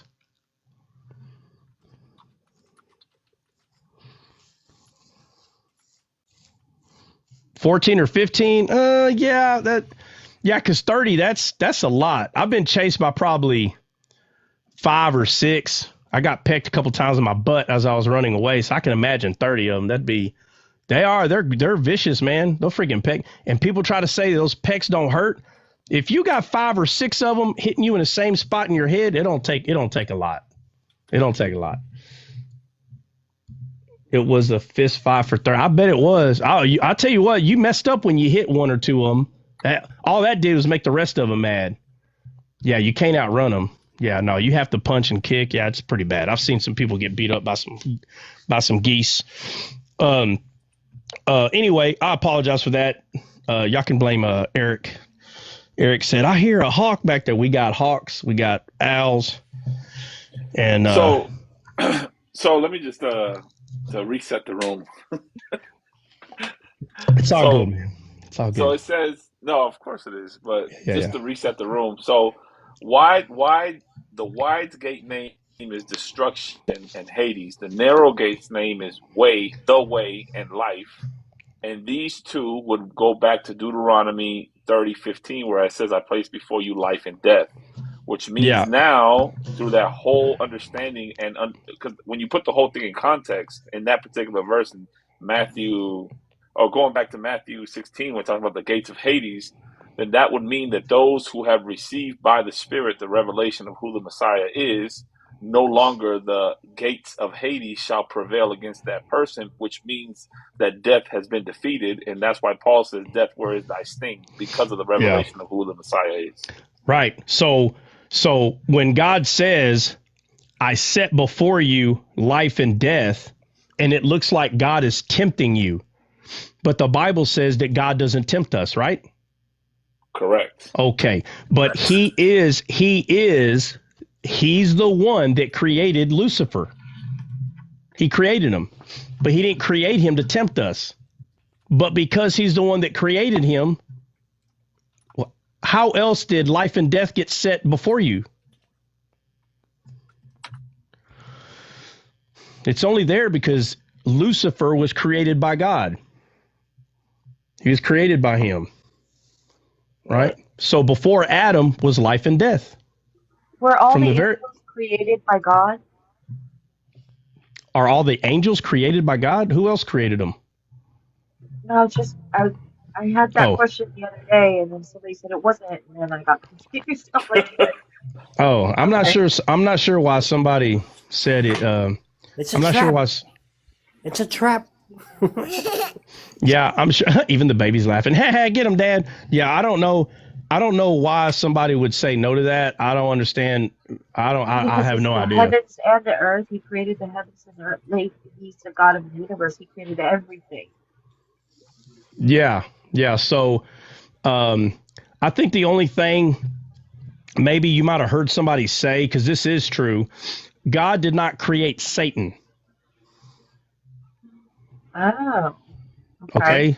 All right. So, this is where names matter in the Bible. They matter. The name, it matters big time. So Lucifer, is who God created. And that name Lucifer means light bearer or light bringer, but a bearer of light. So the name Satan means deceiver. So God did not create a deceiver for man. He created Lucifer, a light bearer. And the Bible makes it very clear that angels minister to man. Very clear. That's why Jesus was ministered by angels. It says it very clear. Angels came and ministered to him. That's what it says. So whenever Adam listened to the lies of Lucifer, he became a deceiver. But that's not what God created. God did not create Lucifer to be a deceiver. He created him to be a bearer of light. That's why his name means bearer of light. So when you tell someone, we created Satan, we made Satan, a very immature mind is picturing a little kid playing with Play-Doh, creating stuff. You understand? Yes. Right. So, but when you start maturing in the word and you start understanding that our dominion makes things happen in this world. That's why God gave it to us.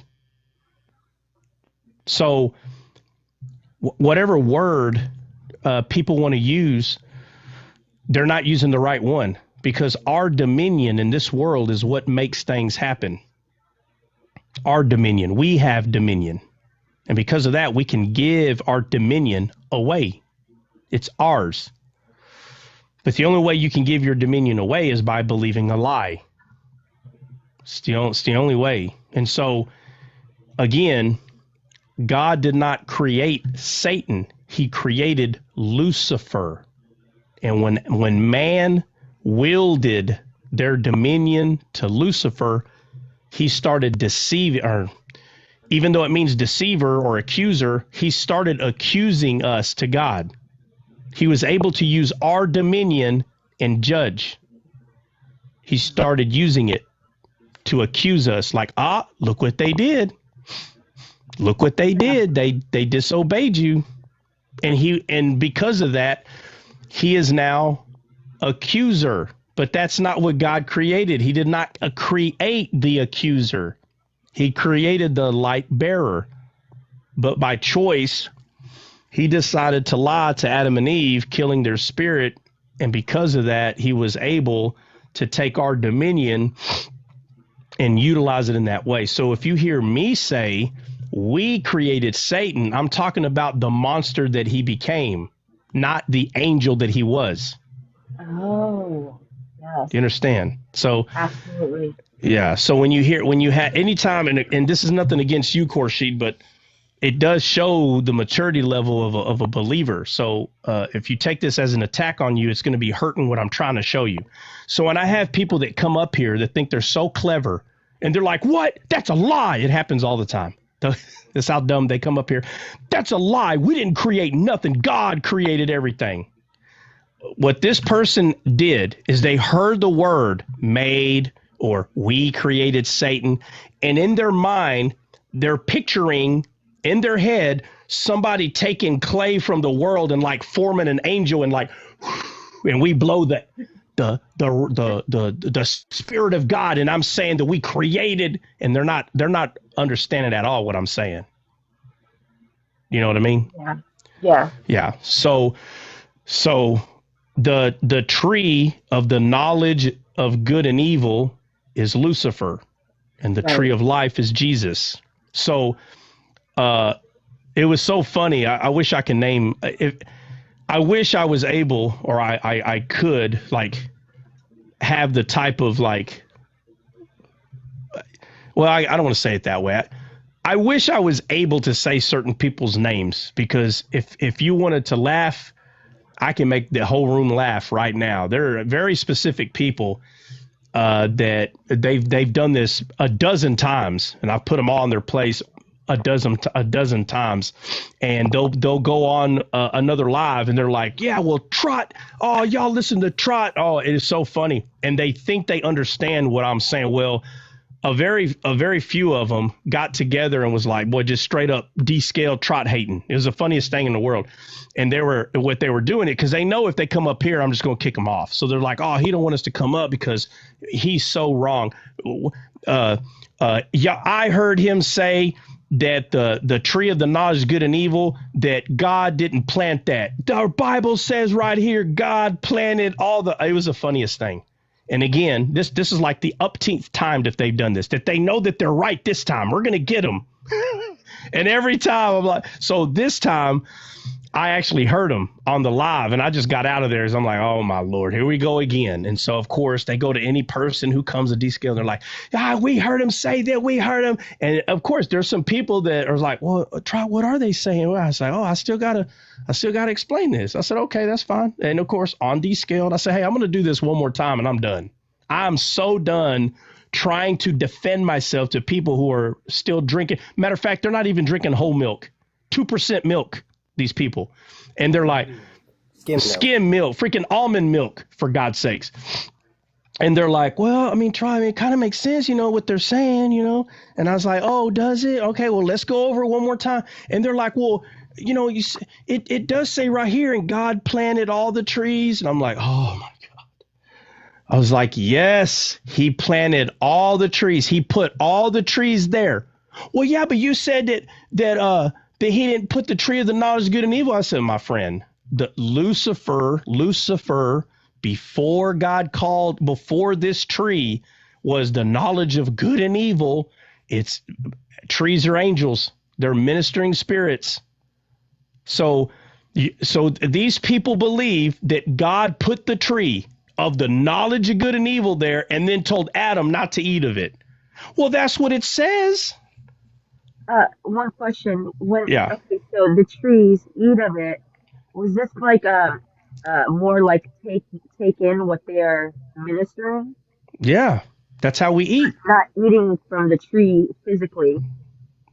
well, again, Jesus said, if you don't eat of my flesh, you'll never have everlasting life. Was he talking physical? God, no, I hope not. No, but when we understand, the way the Bible talks to us, Jesus said, I am the vine and ye are the branches. So are we branches or not? Yes. Okay. And branches come from trees, right? Right. Okay, look, we're all trees, but not the trees that we see here. Not like that. Not like that. Spiritual tree. So when Moses wrote about all these trees, when he wrote about it, all of a sudden people just act like they forget what Jesus says about eating from him. All of a sudden we just act stupid, and these are physical trees. Where does it say that they're physical trees? Where does it say that? It doesn't. It says they're trees. That's all it says.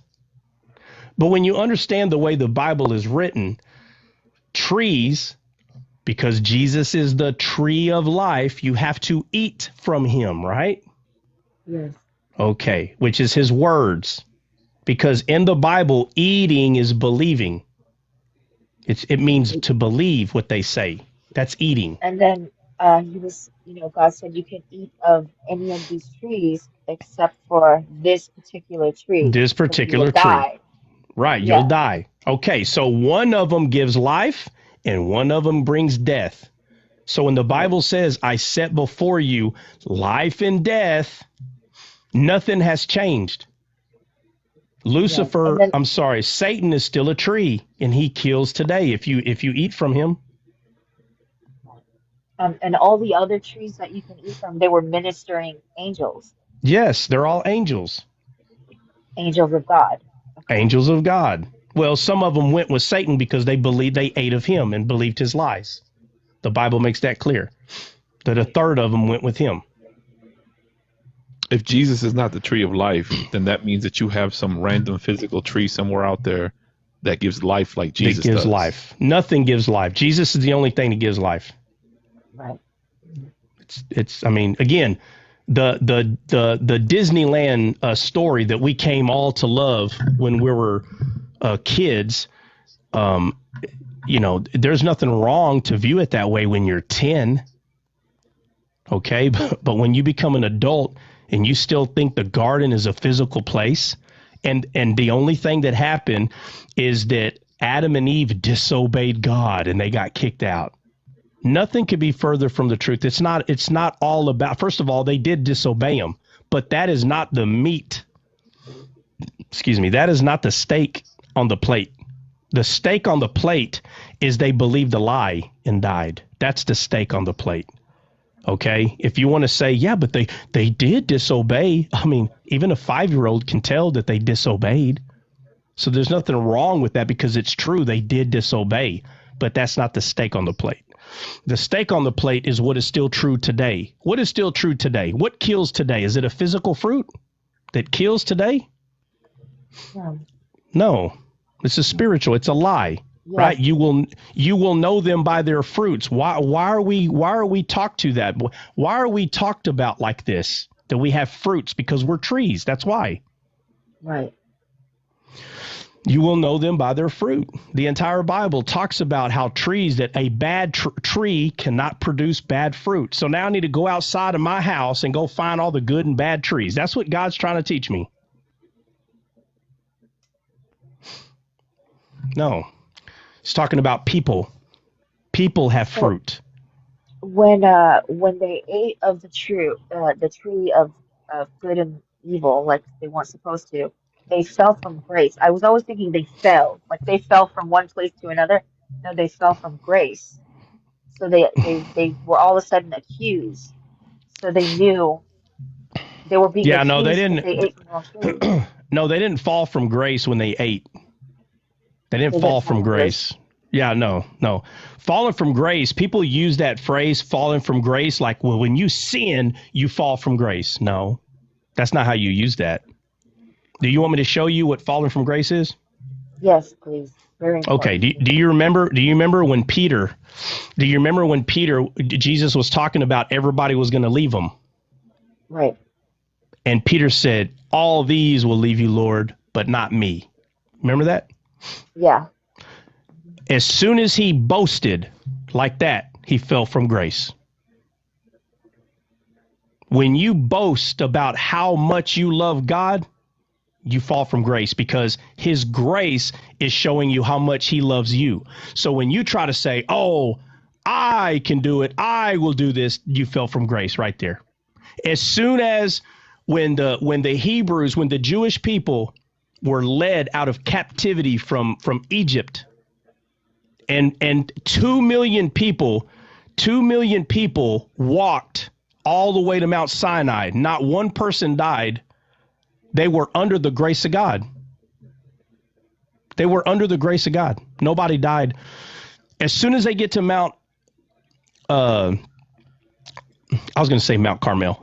As soon as they get to Mount Sinai, the people told Moses, any law that God gives us, we can do. As soon as they boasted about their performance, they fell from grace, and 3,000 people died that day when God gave them the law.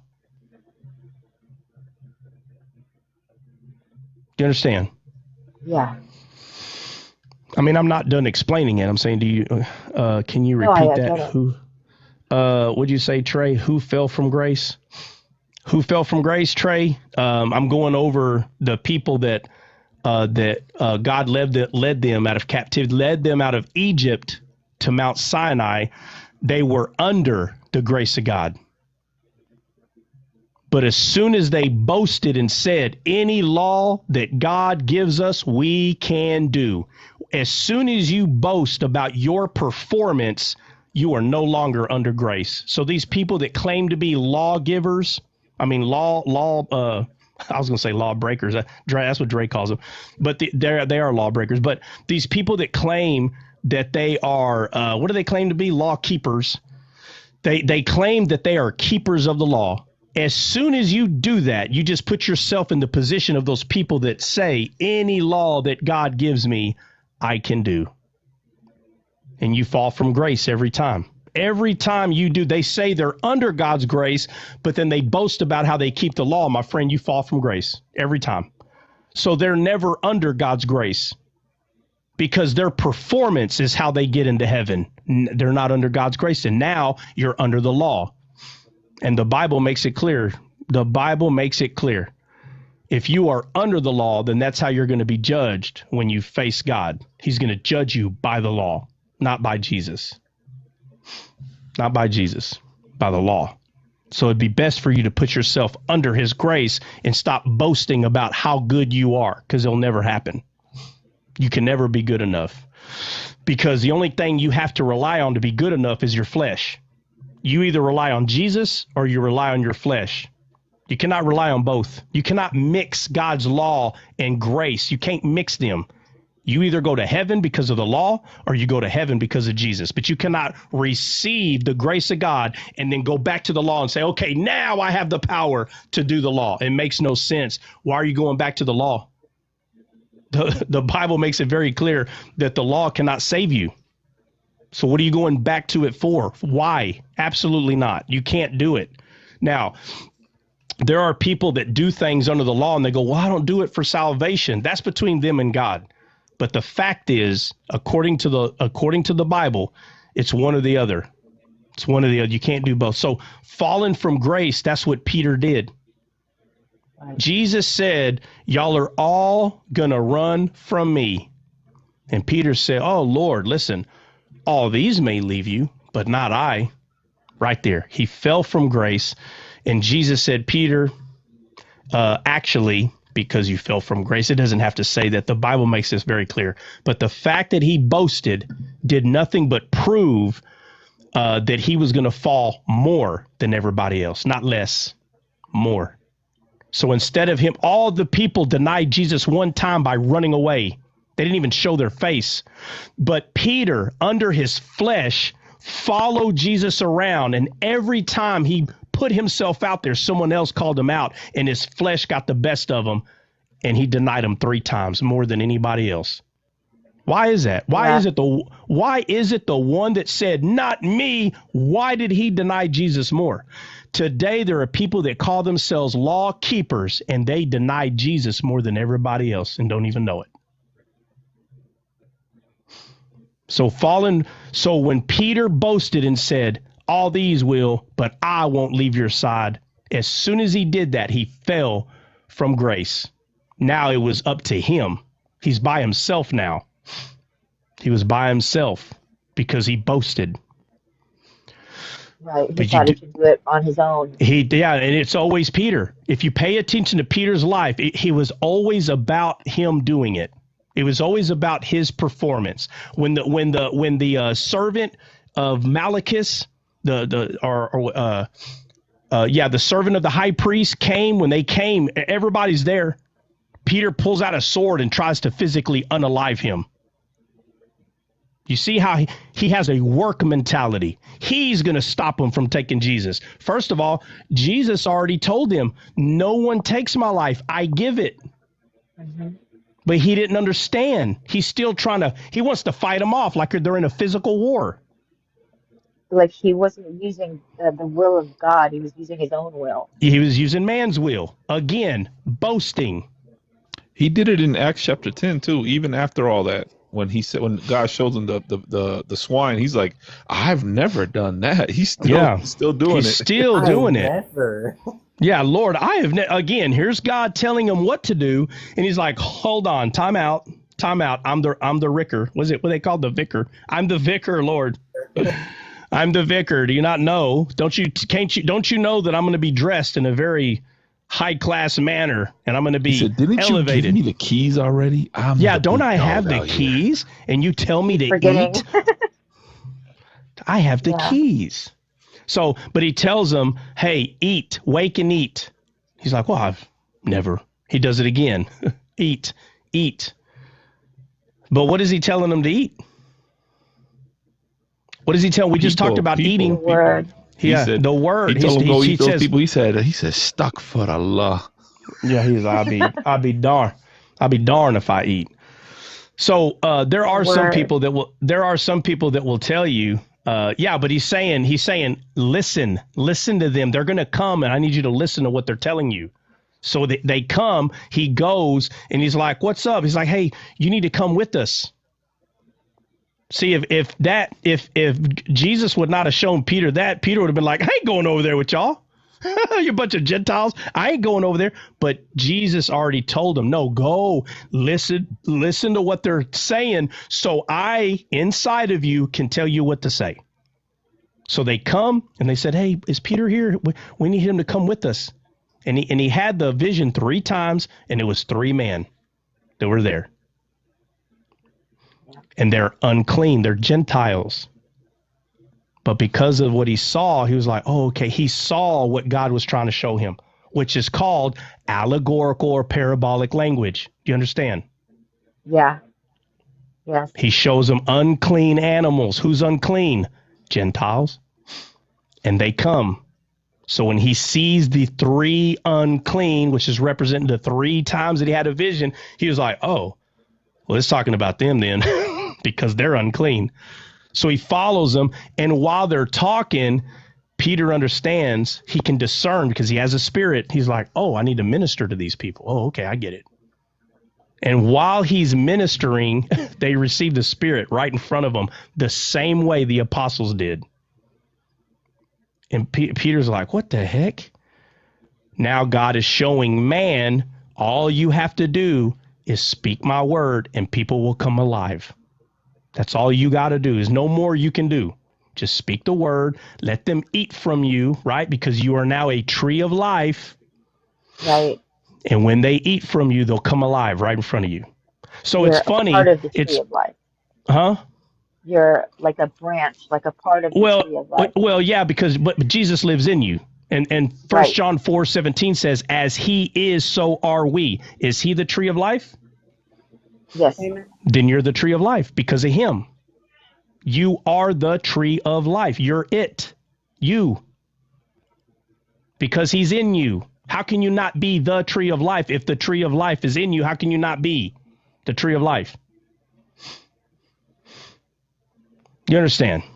Yeah, so he, God, the Word, Jesus, is planted in our hearts. So if he's planted in our hearts, the tree of life is in your heart. Amen. Amen. So the truth is, we are the Garden of Eden. That's the truth. We are the greatest thing that God has ever planted. It's in our heart. We are the Garden of Eden, where the tree of life is, in the midst. You understand? Yeah. So it's not an easy thing to tell someone, but it's the truth. But it's not easy. It's not easy to tell somebody you're the tree of life when the whole time you still think like a little kid when it comes to the Bible and you think the tree of life's a physical place and everybody running around butt naked and eating apples. It's not easy. I was always like, but I knew it was kind of like an allegory. I knew it meant something different, but in my mind, I just always pictured, eating the fruit, the apple, Well, of course, and but I then mean, falling from a physical place to yeah, another place. well, yeah, but of course, we got to start somewhere. Yeah, Our understanding has to start somewhere, but the only reason that you would be here hearing this is because you've been praying to God, saying, "Hey, I need to grow." Right? When did you say correct. that prayer? When did you say that prayer? When was that? That I need to grow, Because you and didn't. Yeah, you I didn't tell me that. You didn't tell me that, but I already know. When did you oh pray to yeah, God? How long? When was it? uh, just a while ago, for a Like while when? now. I Like I give me pray all give the me a time year. about it. Give me what year you think it was, This or year, month or what? How many months month, ago or what? I would say, um, about March. March. Well, mhm, of this Okay, year. so 5 or 6 months ago, maybe. Yeah, Okay, and how long you been coming to descaled? like 2 months now. 2 months. So you Yeah, prayed that you wanted to grow, and then about 3 months after you said that prayer, you started growing. Pretty much. I mean, that's actually, what it, I'm. it was like maybe a month before I came to you to this program. Okay, So so you prayed, and then a month later. yeah, Okay, definitely. so all right, so you said a prayer. A month later, you come here, growing. God is faithful. That's what the Bible says. He's faithful. Hmm. He's faithful, right? So, you've never told me that you prayed. That you've never told me that. But the only reason that you would keep coming is because you prayed it. That'd be the only reason why you keep coming over here, because you said the prayer. Absolutely. Yeah, it's the only way. And I keep coming because I keep growing, and that's why I'm here. That's, Yeah, that's why I try yeah, not to miss the program because I've learned a lot so far. yeah. Well, and remember, don't forget all this is recorded. You can go to Yeah, YouTube especially on the weekends. You can go there and I was able, for anyone that doesn't know, I was able to upload two more. I don't know why it's like stopping me. I have no idea what's going on, but I was able to upload two last night. So I'm going to try to do another two today. Yeah. So it kind of seems like, we've been taken off course, but we haven't.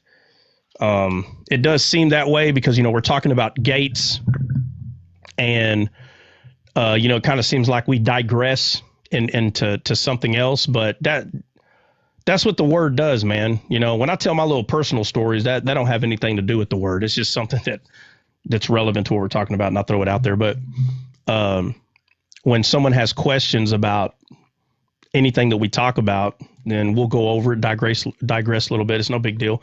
But I think it started because, Khurshid, you were asking, about, things being created, angels being created, are yeah, all the angels created by, and it's just funny that last time, and I tell you, these 75-80% of them done shut their mouth. Okay. But you're always going to have naysayers that are like, "No, bro, what you're saying, that ain't true." I'm like, "Bro, trust me. I know why you're saying what I'm saying is not true. I get it. Okay. I was there too at one point. But if you pray to grow, trust me, if you pray to grow, right, and you tell your flesh to shut up and just listen to what I'm saying, the proof is in the pudding. The proof's absolutely. in the pudding. It's facts. It's not easy to hear. It wasn't easy for me to hear.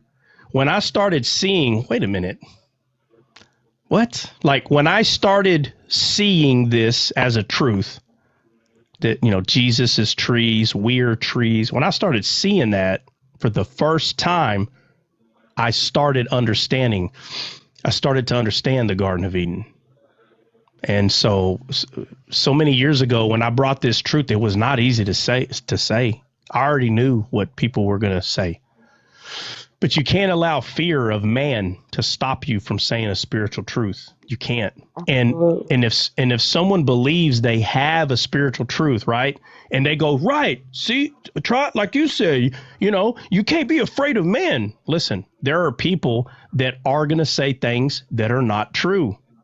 But the zeal that they have for God, if it's zeal of God, because there are people that they have zeal for themselves, but they fall off. They fall off like leaves in winter.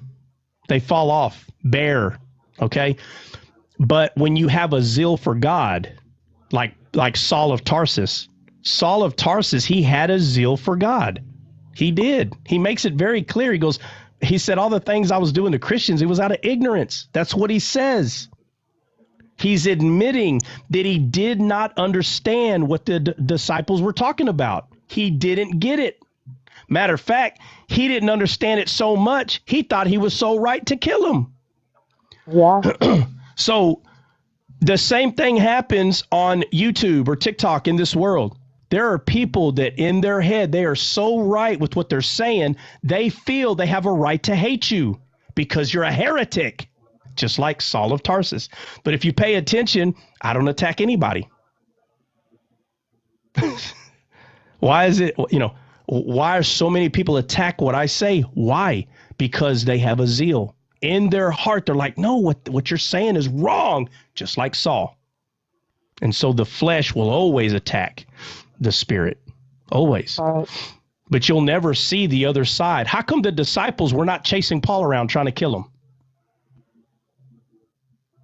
Because they were already it's because they knew what they were saying was true. They knew. And so somebody would say, well, Paul knew what he was saying. Yeah, well, what happened? Paul actually admitted he was wrong. So somebody is right. So when you have somebody saying, what I'm saying is right, and you have another person saying, what I'm saying is right, one of them is right. I'm saying regarding people who are claiming they have the Spirit, somebody is right, and you will see who's right. You will see.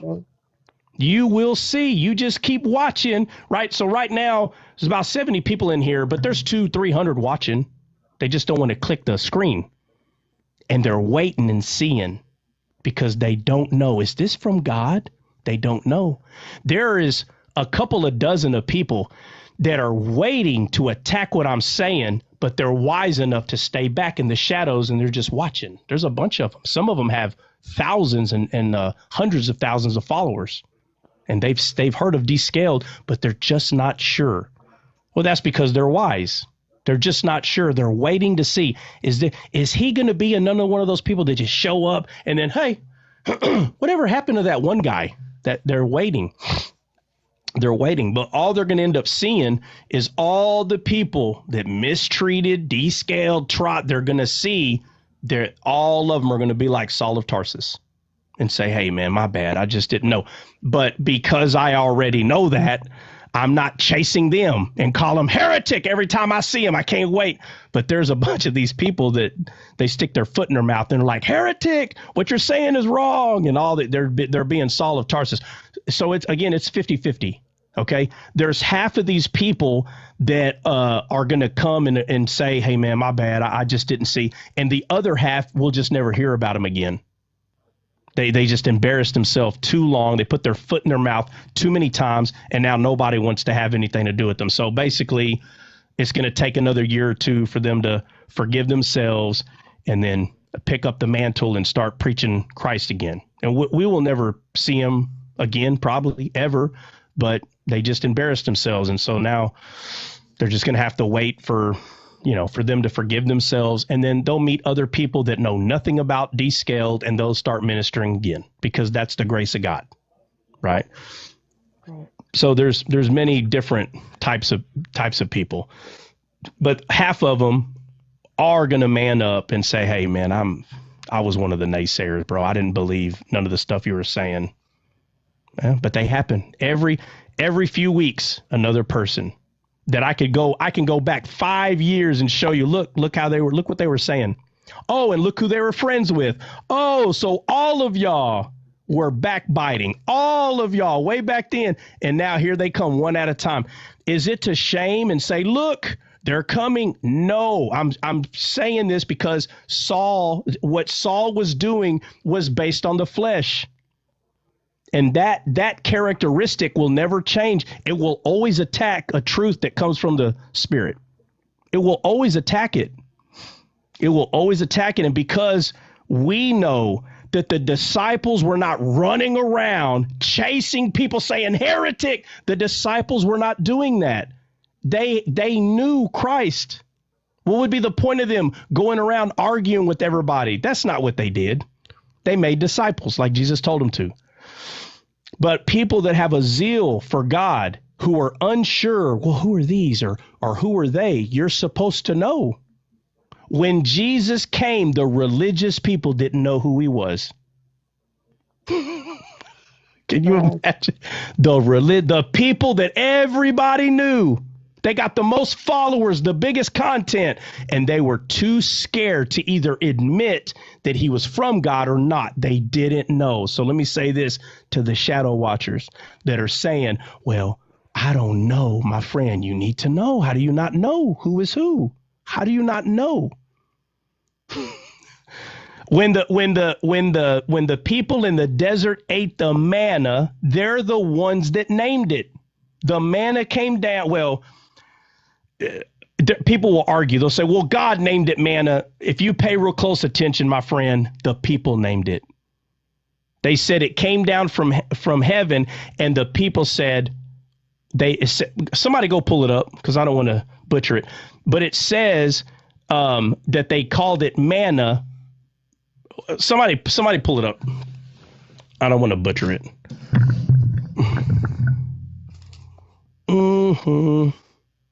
Because it says that God poured manna from heaven, but let's look real close to what it actually says. Ron, nobody's going to help me? Lord have mercy. 80 people in here, not one person can give me. I got to go find it myself. Y'all are embarrassing. Yeah, fill the still. I'm asking you to give me the verse. Book, chapter, verse. Side note, I'm sorry. I heard you. I'm about to look it up for you. But did you know that Deion Sanders had his bladder taken out? When that happened?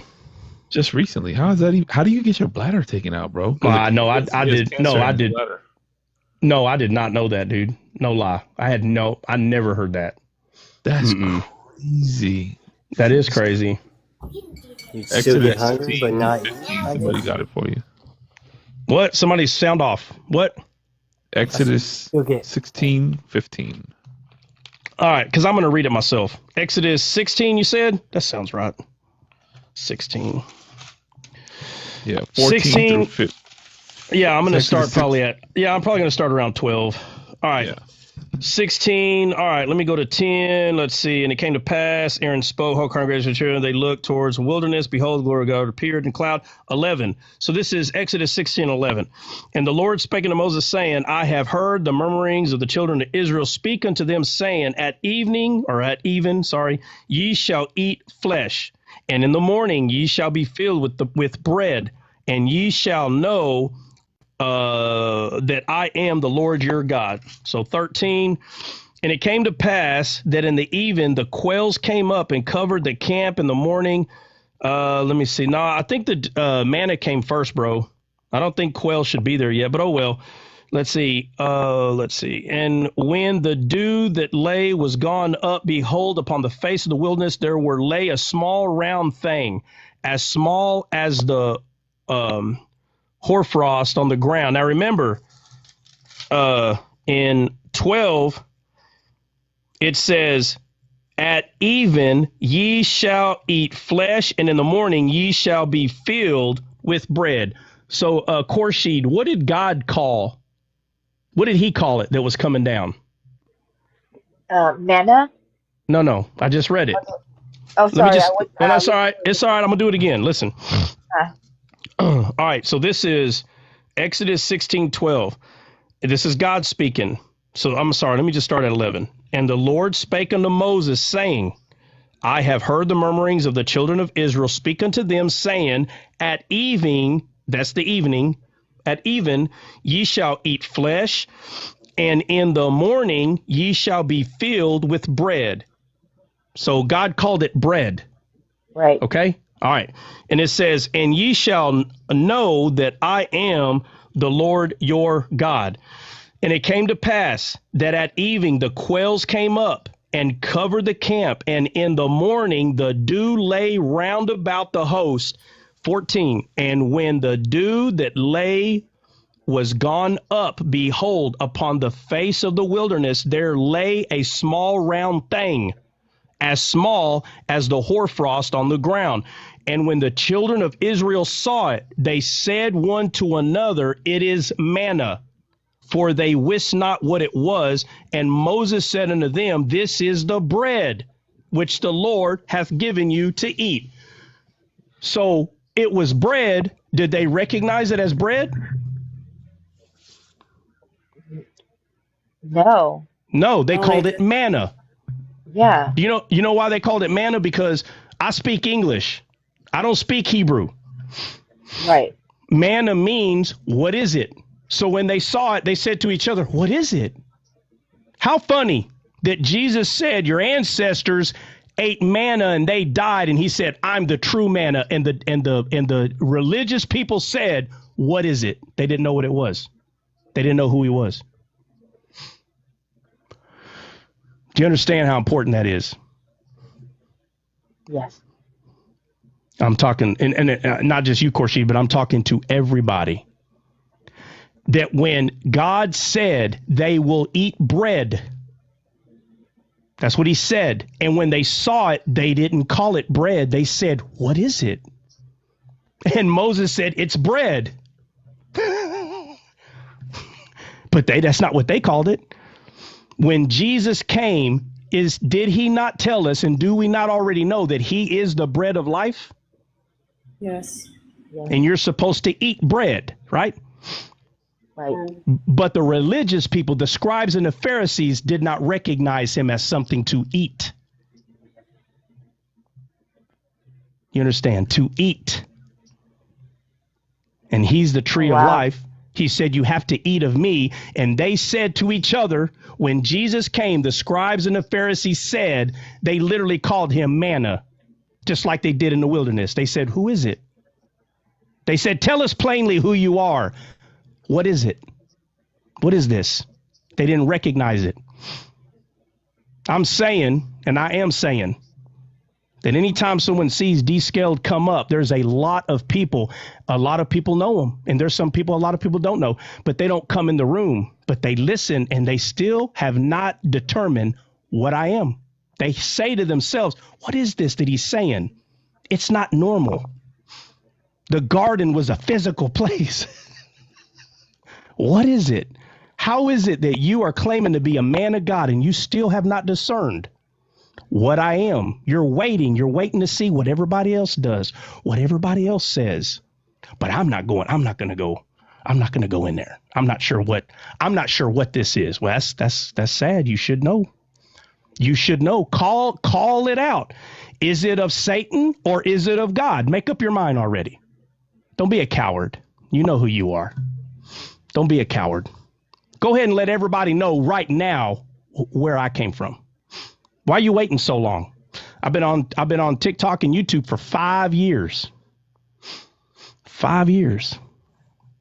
And they don't want to be wrong. Well, the reason they don't want to be wrong is because they have not determined whether I'm from God or not. If you understand what I'm saying. Why are you waiting? Shouldn't you already know? It's not just me. It's everybody in the world that you meet. The word of God is there. Word of God is there. It's everywhere. And there are people that are on different levels than you are. They could be on a higher level and you don't want to admit it. Oh, well, I don't know what else to tell you. I don't know what else to tell you. I don't know how I didn't see it like this before. Do you know, like it when you understand it this way, how much more sense it makes? It really does. Yeah, it really does. It really does. It's the flesh that causes confusion. The flesh does this. The flesh causes confusion. There are people on YouTube, TikTok, they've been preaching the word of God 10 to 20 years, and they have no idea what I'm talking about. But yet they've been Yeah, preaching the I word don't of have any God. idea what they're talking about. It sounds good, but I don't know what they're saying. Yeah. Yeah. But again, I'm not trying to condemn any of them. I'm trying to show you that the Bible will show you. It will show you how people are thinking. It'll show you because the spirit is always attacked. It's always attacked. You see this in the whole. But what's funny is who's someone who is speaking spiritual truth, they don't go run around attacking. Like, for instance, I'll show you like on TikTok. You are never going to see me attacking people's lives and saying you're sending people to hell. You're never going to see me do that because I understand they're on a different level. That's just where they're at. But someone else, when they see someone on a different level, whether it's higher or lower, they think they're supposed to go attack those people, and they'll use scripture and they'll say, "See, it says right here, you got to go call them out."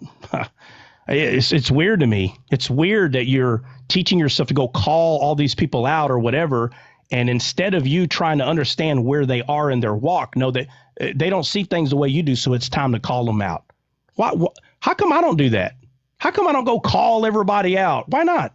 How come that the disciples didn't do it the way Paul did? I'm talking about the way Paul was doing it.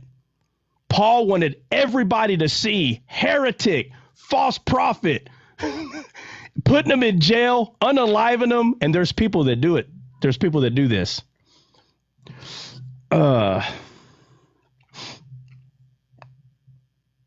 Let's see. Filth, steal. Why are you saying the same thing? Book, chapter, verse, who are you talking to? Are you is he having an argument with somebody? What are you talking about? You keep putting that in there, book, chapter, verse. I mean, are you talking to me? I done named book, chapter, and verse 100 times. I don't think you're paying attention, maybe. Or maybe, like I said, maybe you're having a side argument with somebody else. I don't know. I'm just trying to make sure. No, when you were talking about manna, well, I literally just gave the book, chapter, and verse and went over it. You want it again? Exodus 16. Start at 11. Exodus 16 and read 11 through, let's see. Exodus 16, 11 through 15. I think that's it. Well, actually, you can read it, Exodus 16, 11 through 15, but it keeps going. Like, I want to say it goes to 20, right? Because 16, it says, "This is the thing which the Lord hath commanded, gather of it every man according to his eat." You can continue to read from there, but Exodus 16, 11 through 15 or 11 through 16, that should suffice. And you obviously need to read it, keep reading it because it's all there. No, I was just saying to bring it up, not an argument way. No, that's what I'm saying. I didn't know if you were talking to me, someone else. No, I'm not saying you're arguing. I was just confused because I saw you put book, chapter, and verse like 100 times in there. And I thought maybe you're hashing it out with somebody. So who's trying to come up? Jordan, you got something to say? Guys, somebody let Jordan up, but just make sure you let somebody know. I'm going down for. That's whoever. It don't matter. Maybe he's got something to say. I don't know. You come up here talking about the Cowboys. We got a problem, sir.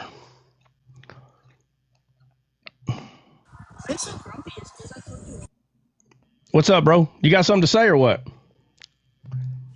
Yeah, I was just gonna say that another one to bounce off of that is when Jesus was feeding them bread in the wilderness, and then he told them and he said, "Unless you eat of my flesh and drink of my blood, you have no part with me." And they got offended and they left. It's interesting because you can see that Peter got the revelation of what that meant. And Jesus turned and he said to his 12, he said, "Are you going to be offended and leave me too?" And Peter said, "To where shall we go? For you have the words of eternal life." So he connected the revelation of his flesh, of being the bread of heaven, to his words. Yeah. Yeah, 100%. And it's funny. Yeah, well, I mean, it was worth bringing up. But it's just funny because after the people got offended when he told them to eat of their flesh, of course they got offended because they thought he was talking about cannibalism. Like, well, you take a bite of your arm. A lot of these people, especially these people, when they're talking about the gate of Hades, and they're like, well, Jesus was actually standing right next to it. And well, no, duh. But you think that's the entirety of it? Like, well, he's just pointing to this physical gate. They would have been the people that would have got offended when Jesus said, if you don't eat of my flesh, they'd have been like, what? Eat of your flesh? You're starting a cult. Let me get away from you. Bro, they would have been the people that would have left his butt. 100%. Because everything's carnal to them. They're not listening to what the whole Bible is saying in its entirety. And Jesus looked at the disciples after they left and said, do you want to go too? Because please do. Like, don't just stay here. Please go. Please go if you have to go. All right, guys. So obviously we're still not done with gates, okay? And I hope y'all all understand. I enjoy digressing from the conversation. I really do. And let me say this, guys. Once we get our system started again, me and Dre's pulling our hair out over this. So there was something that did need to happen. I don't want to go into all the details, but we did get that thing done. So we're still waiting. I don't know why it takes these people so long to respond. Dre, did you ever get in touch with Josiah or not yet? Dre, you there? But there was something that needed to be done, so we at least got that. So the ball at least moved an inch. Okay, so everybody, none of us are this machine, in my opinion, it's not user friendly, but the machine is amazing. We're upset, obviously, that it's not working. But we at least got the ball moved an inch, so we're no longer at a standstill. It's literally moving a millimeter a year. Okay, so it's we have to put it in bullet time. I mean, not bullet time, the opposite. We got to put it in speed up mode to see that it's moving, but it's moving. At least it ain't just sitting still anymore. But guys, don't forget it. Once we finally get this thing fixed and we get the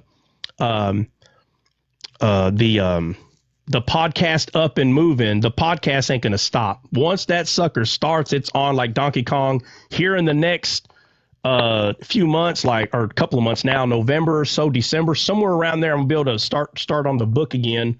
And I'm hoping by March the book is done. I mean, obviously, I'm not promising it's going to be on March, but I don't have a reason that it won't be done next year. I just don't see it not happening. I really see it, the book coming out then. So, but once this gets going, it's going to continue to go. It's just something's wrong with the system, and it is what it is. But guys, we are still not done with gates. So we're going to pick up on gates tomorrow, and I'm hoping I can start even earlier. I think we started at 9:30 or maybe even 10. I don't remember, but I'm hoping to start even earlier tomorrow. But to just kind of leave off where we were on gates was Matthew 7:13, because we were talking about the narrow and wide gate, narrow being the way, the life, and the wide gate being destruction and Hades. Okay, those are the other two gates, because we're in Nehemiah 3, right, that has 10 gates that are around the temple, but there are 12. Okay, it's just two of them you can't see, right? Because when we get to heaven, there are 12 gates, and obviously those gates have names, which is after the children of Israel, which is the 12 tribes, which we'll get into that probably not tomorrow, but I just want to let you know, and we'll, again, I don't want to ruin it by going over certain things right now, but So we are on the two gates that can't be seen with man's eyes. We're still on those. We'll pick up on those two gates tomorrow. Does anybody have anything before we go? Anybody on the panel or anybody in the chat? I'll give everybody a. What'd you say, Khurshid? Not me. Anybody else? I don't know. Do what? I said, not, I'm sorry. Not me. I'm Oh, not okay. you. Yeah. Okay. Yeah. So, guys, if you have not subscribed to Descaled's YouTube channel, I'm telling you, if you want to listen to some conversations, I don't care if they're weird to you right now. It all comes to play in the entirety of the Bible. Go look at a title. I'm telling you, you will be tempted to be like, man, I wonder what that's about right there. Click on it. If you have any questions, guys, you can DM me. Right now there's some questions in there that I still need to answer. But after certain videos, I'll have at least 30, if not more. And I try to get to all of them. And I know there's people that's like, well, you never got to me. And I'm like, I'm sorry. I'm not trying to on purpose miss your question. It's just sometimes some days are, heavier than others. But it's at Descaled Live. So if you have not subscribed to Descaled's YouTube channel, it is the @ symbol at Descaled Live. And I just uploaded 2 more videos yesterday, so maybe some of y'all are. And guys, don't forget, we need to be doing a timeless Yeshua. We were supposed to do one last week. We weren't able to. I might have to do a night session so we can catch up, because we are behind on a timeless Yeshua and a Grit Mastery family. The last time we did a Grit Mastery family. Matter of fact, no, last week we did do we didn't do a timeless. I will, Dre. We need to do a timeless Yeshua. So we did do a Grit Mastery family, and it's uploaded, guys. So it's, what did I title it? It might be titled Sympathy Blocks Empathy. So, just go to the playlist and you can go into a Grit Mastery family. I don't even think there's maybe but like 20 in there. We did Timeless Yeshua too. We did. What was it? What was it? What did we talk about, Dre? My bad if we did. The last video you uploaded was incorruptible word versus corruptible word. The one empathy was before that. Yeah. So yeah, but that sympathy blocks empathy is that's a Grit Mastery family. But I'm saying, Dre's saying, we talked about the Scarlet Cord. Oh, you know what? Because there's, like I said, there's still another 8 or 10 that I have to upload. So if you're saying we have one in there, great. I thought for some reason we didn't do one. But if there's one there, great. But we need to do one for this week. But I don't want to. I want to finish the gates too. So it's Wednesday. So we still got. So let's do this. We might do it Friday, Dre. So Thursday, I do want to pick up on this tomorrow, and we might not even be done with this tomorrow, man. Honestly, bro. Either way, if we have to do a night session, then we will. I'm ready whenever y'all good. Yeah. So if we have to do it Friday night or Saturday night, like I said, if we have to do it on the weekend, because I think we only got like a handful. Because we did miss 1 week, man. I remember there's a week that we missed. So, guys, look, Descaled, like when we go over scriptures the way we're doing it today, that's just the official Descaled. But we have a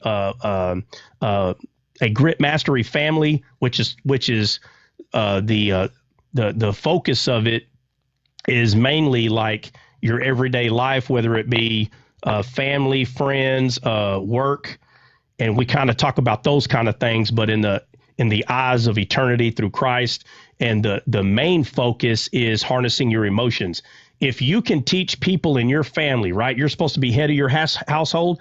If you can be the head of making sure that your family understands that our life is just, we're not just here to be entertained every day.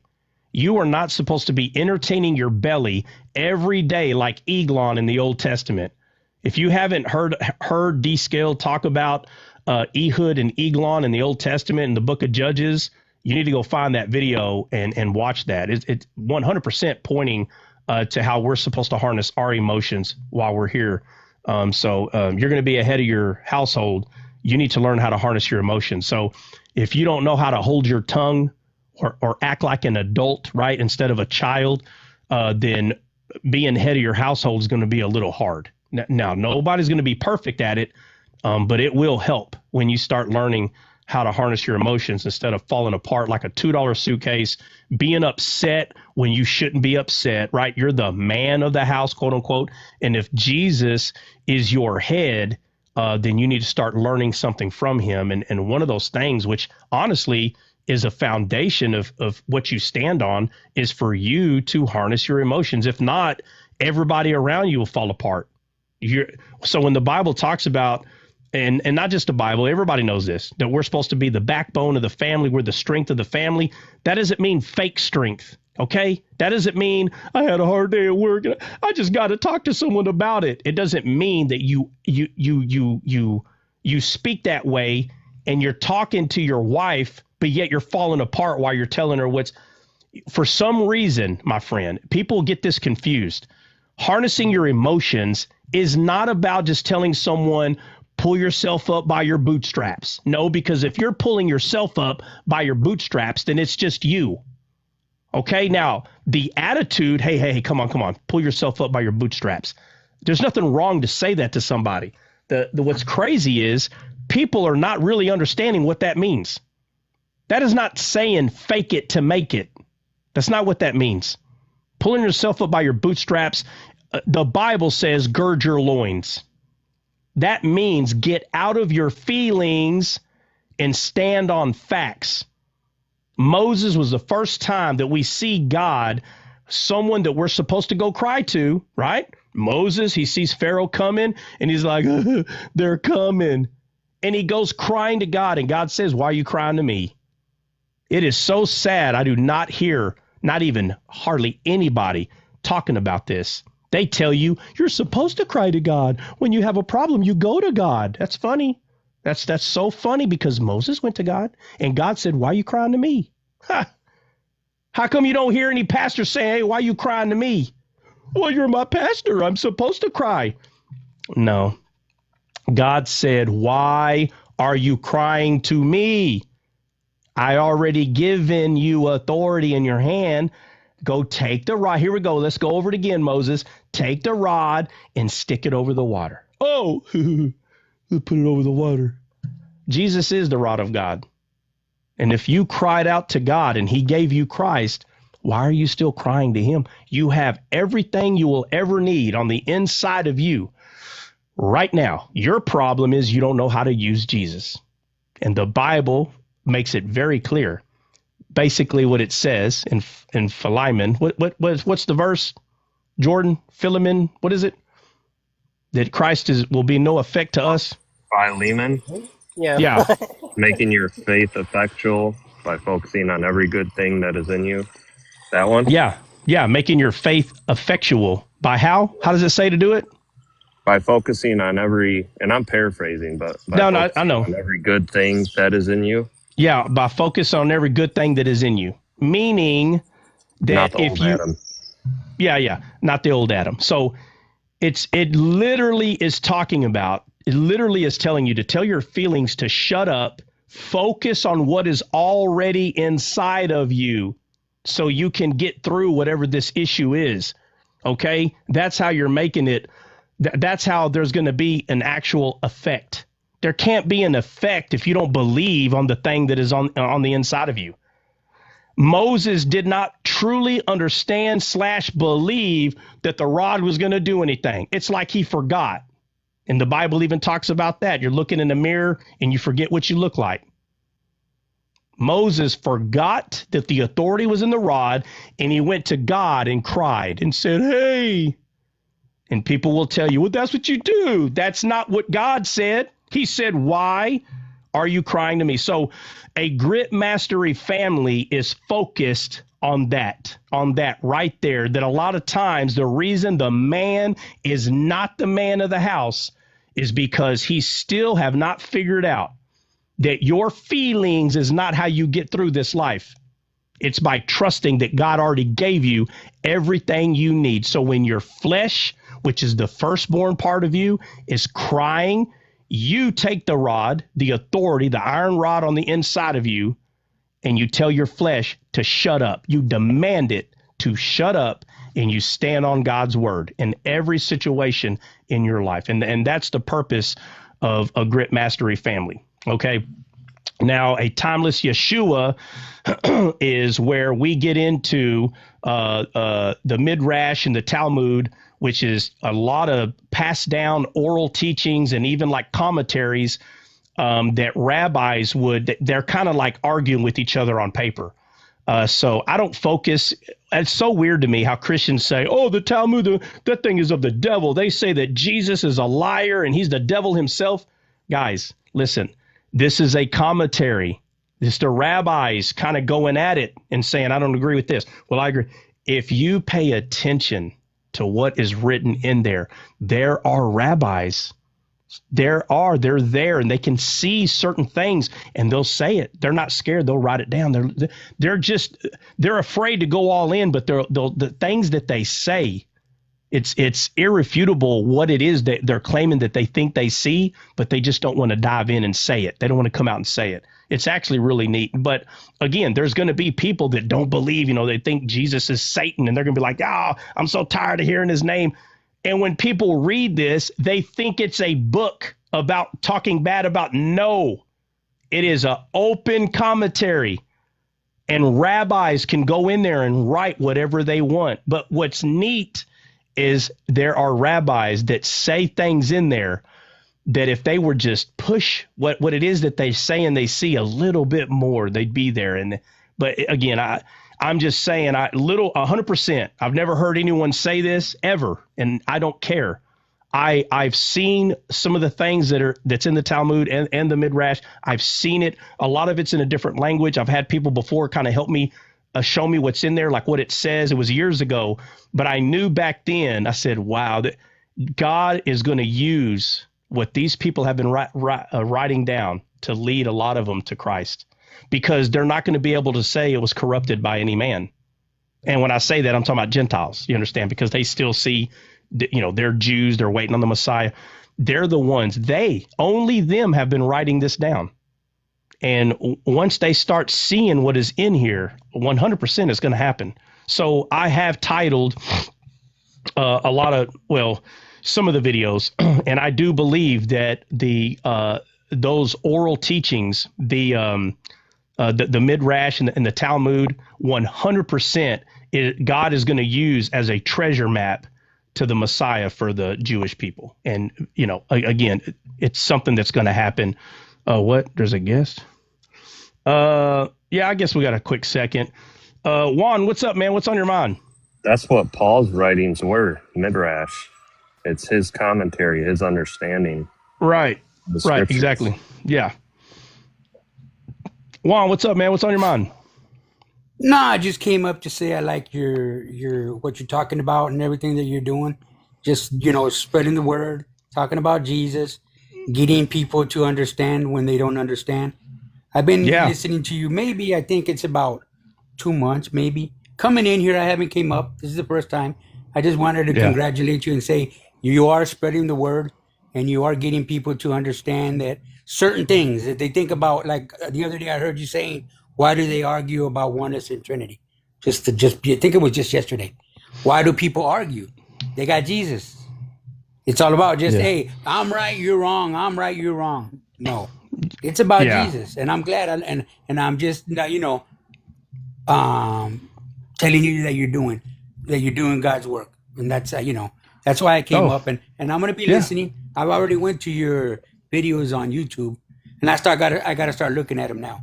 I'm just barely getting to know you. Oh, there's so many. Oh, there's so many in there, man. Like it's over 500 now, videos. So I just tell people, obviously, you could start at one and they'll just play each other out. But I tell people, just go in there. We're not supposed to cherry pick the Bible, but YouTube, you could cherry pick and just say, just skip 20 if you have to, and just find one that the title, you might say, why What was that?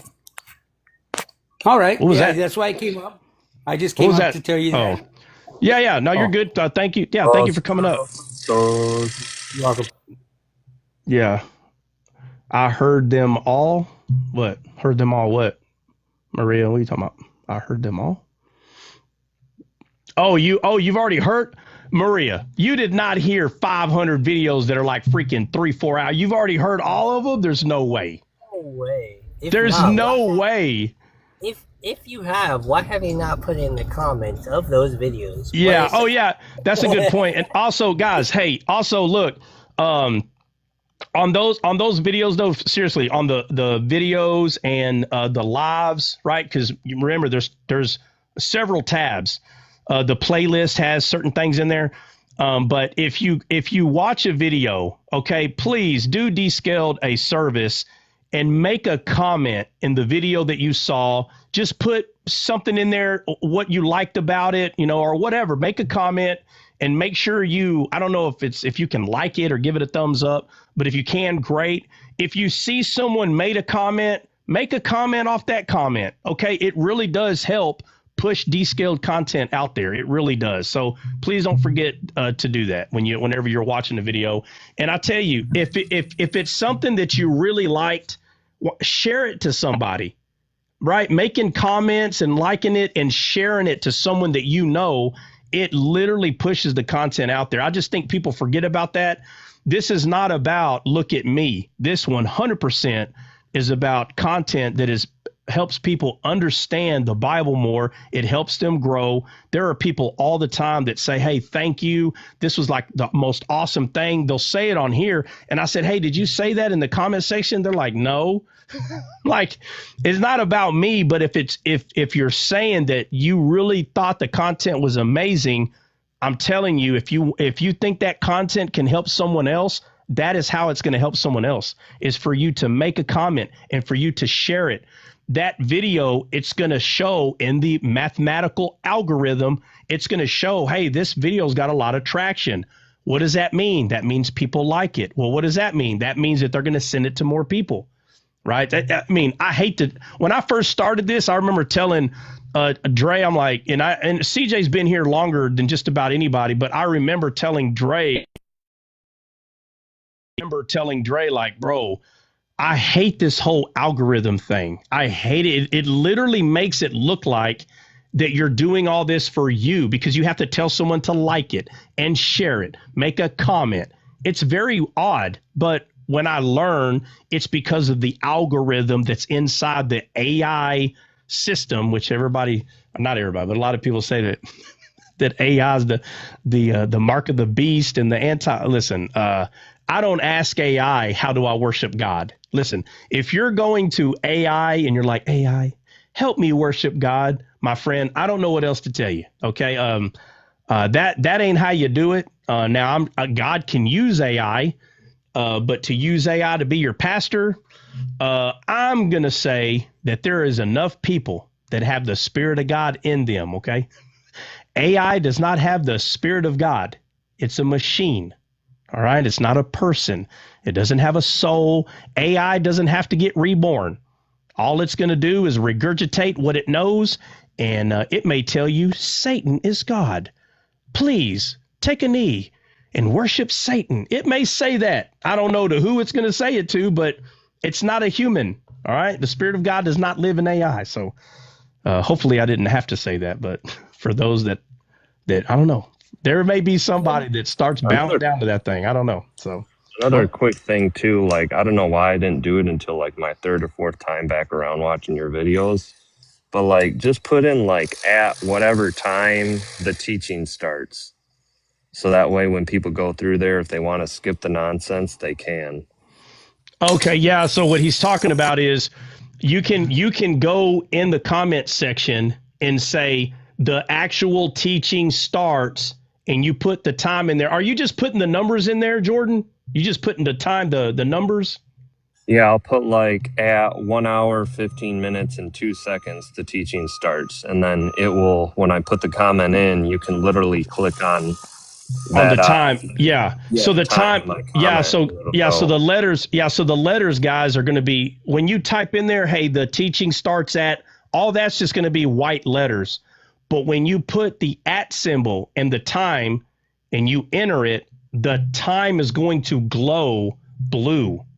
For everybody that sees that comment, the time that you put in there, it's going to be blue, and anybody can just click on that time and it will take you to the very beginning of the teaching. So if you didn't understand that if you start a video, go to the comments, and someone may have put in there, hey, the actual, because guys, on here, y'all know we're going to talk about football. Shenanigans are going to happen. And I hate to say it, sometimes it lasts 30 minutes, sometimes it lasts an hour. And, you know, there may be people that they don't want to hear all that crap for an hour. They don't want to take the time and fast forward. Listen, go to the comment section, see if someone put in there, hey, guys, the actual teaching starts at this time. All you got to do is click it, and we'll be right in there. The teaching will already start, and you can bypass all the shenanigans. But just remember, this is a live. Live is live interaction. That's what it is.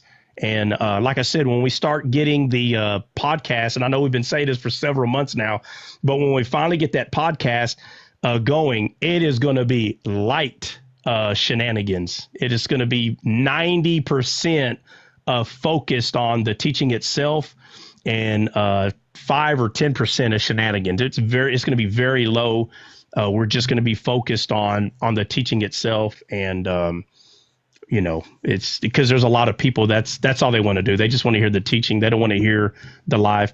But like I said, I've talked to a lot of people, and it is a 50-50. Half of the people love the live. They love the interaction. And the other half literally are just kind of tapping their pen, waiting for us to shut up so we can get to the teaching. So you can't please everybody. Just understand that a live, the personal interaction is going to happen on a live. But the podcast would obviously be laid out for people. They just want to hear the teaching, and they don't got time for all that. I wanted to add something if possible.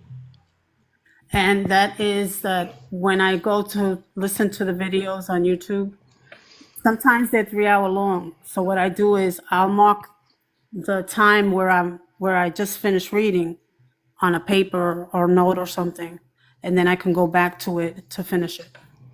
Yeah, and making a personal marker like out here, it actually is smart. So let's say you hit the button where it starts, right? Click.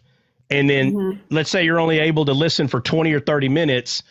All you got to do is look at the time and say, hey, you know, I need to start back at this time for this video. And then when you go back, you can just, you know, you can click that button and you can go find the time that you're at.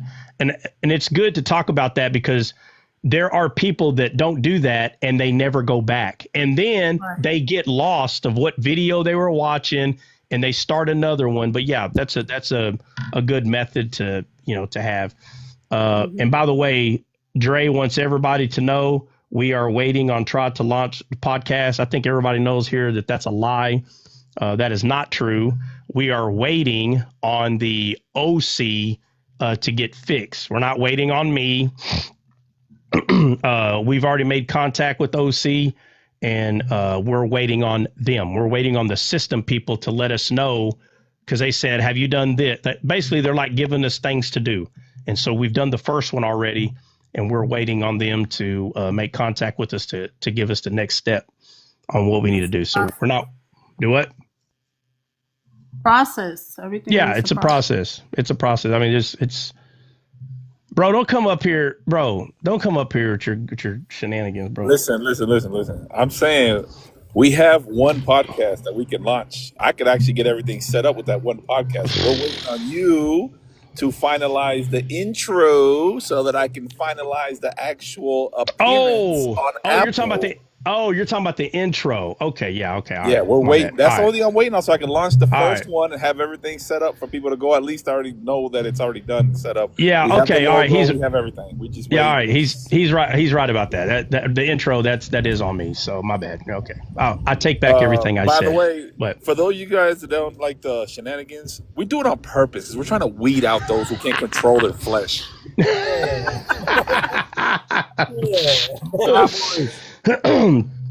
Chavez, what you say? Where's the podcast gonna be? Where's it gonna be, Dre? Gonna be on Manzana, brother, on Apple. Okay, it's gonna be on Apple Podcast. That's where it's gonna be. It's gonna be a video podcast too, so it's actually really cool. You can listen to it. Obviously, you don't have to watch the video, but it will have a video to it, so it's kind of cool. Yeah, so it will be a video podcast. But you know what's cool about a video podcast? You can do both. You can listen or watch, right? You can do both. You can watch it or you can just listen to it in your car.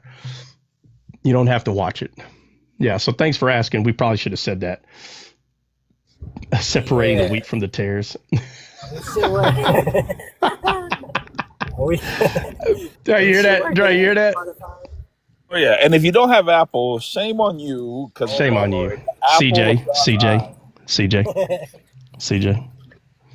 And you know what? If you have Apple, you can just leave text groups. You don't even have to beg for anybody to kick you out. You can just leave yourself. But if you have Android, you're stuck with us, brother. If you get on that chat, you're done. That was amazing. Hey, is Amazing in here? I don't think so. No, he's not in. Oh man, bro! If I would have remembered, I would have told that story. I think everybody in here knows, Brother Amazing. Well, we got a certain chat that some of us are in, and I said, hey, Amazing, I'm gonna put you in that chat just for a little bit, just kind of give him a hard time. He's like, yeah, okay, put me in there. I was like, oh, okay. So we put him in. We put him in there, bro. It didn't take but about a month. He's like, hey, Dre, hold on. I'm gonna tell the story. I don't care if he's here or not. But he calls me yesterday. Bro, listen how this conversation went. He calls and I said, homeboy, and it's quiet. And I said, hey, he goes, hey, brother, I was wondering. I was like, God dang. I said, you just wake up or what? And I could tell he's just trying to tell me, but I'm not letting him. You know how I am, because I was like, hey, bro, why are you talking so slow? I'm just, brother, I'm just trying to tell you something. So I'm like, oh, okay, something happened. Something's wrong. I said, oh, all right, my bad. What's up? Brother, I'm wanting to know, what do I have to do to get out of this chat that you put me in? Bro, I bust out laughing. I said, what chat? He goes, and I could just, bro, it's taking everything he's got to not yell at me. He's like, get me out of this stupid chat you got, He's like, what chat? Brother, the derailed chat. He goes, I can't sleep. I can't work. Y'all are never off this chat, bro. That boy had me rolling. I said, you've been in there for a month, bro. Why are you barely saying something now?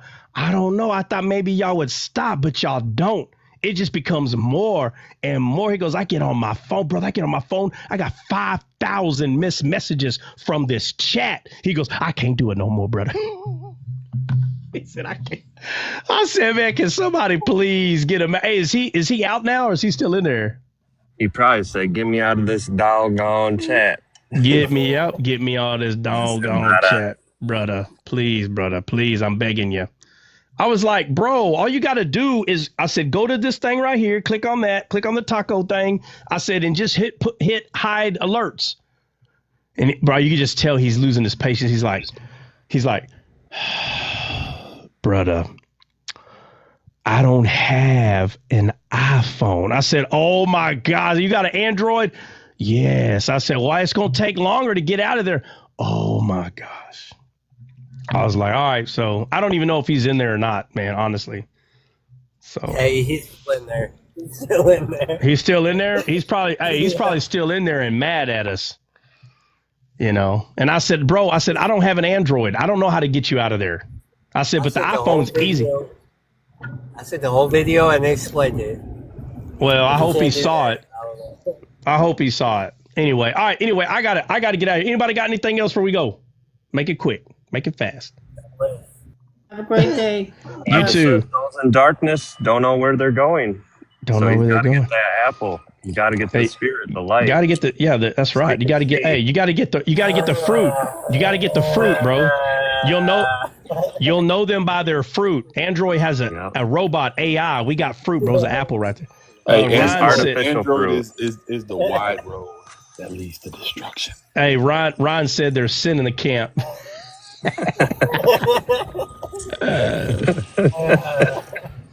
Let me see. Number 3. Breezy's right, like, I got all the chats muted. Killing me, Smalls. I got all the jazz muted. Heck yeah. All right, guys, we're out of here. We'll see y'all in the morning. God bless.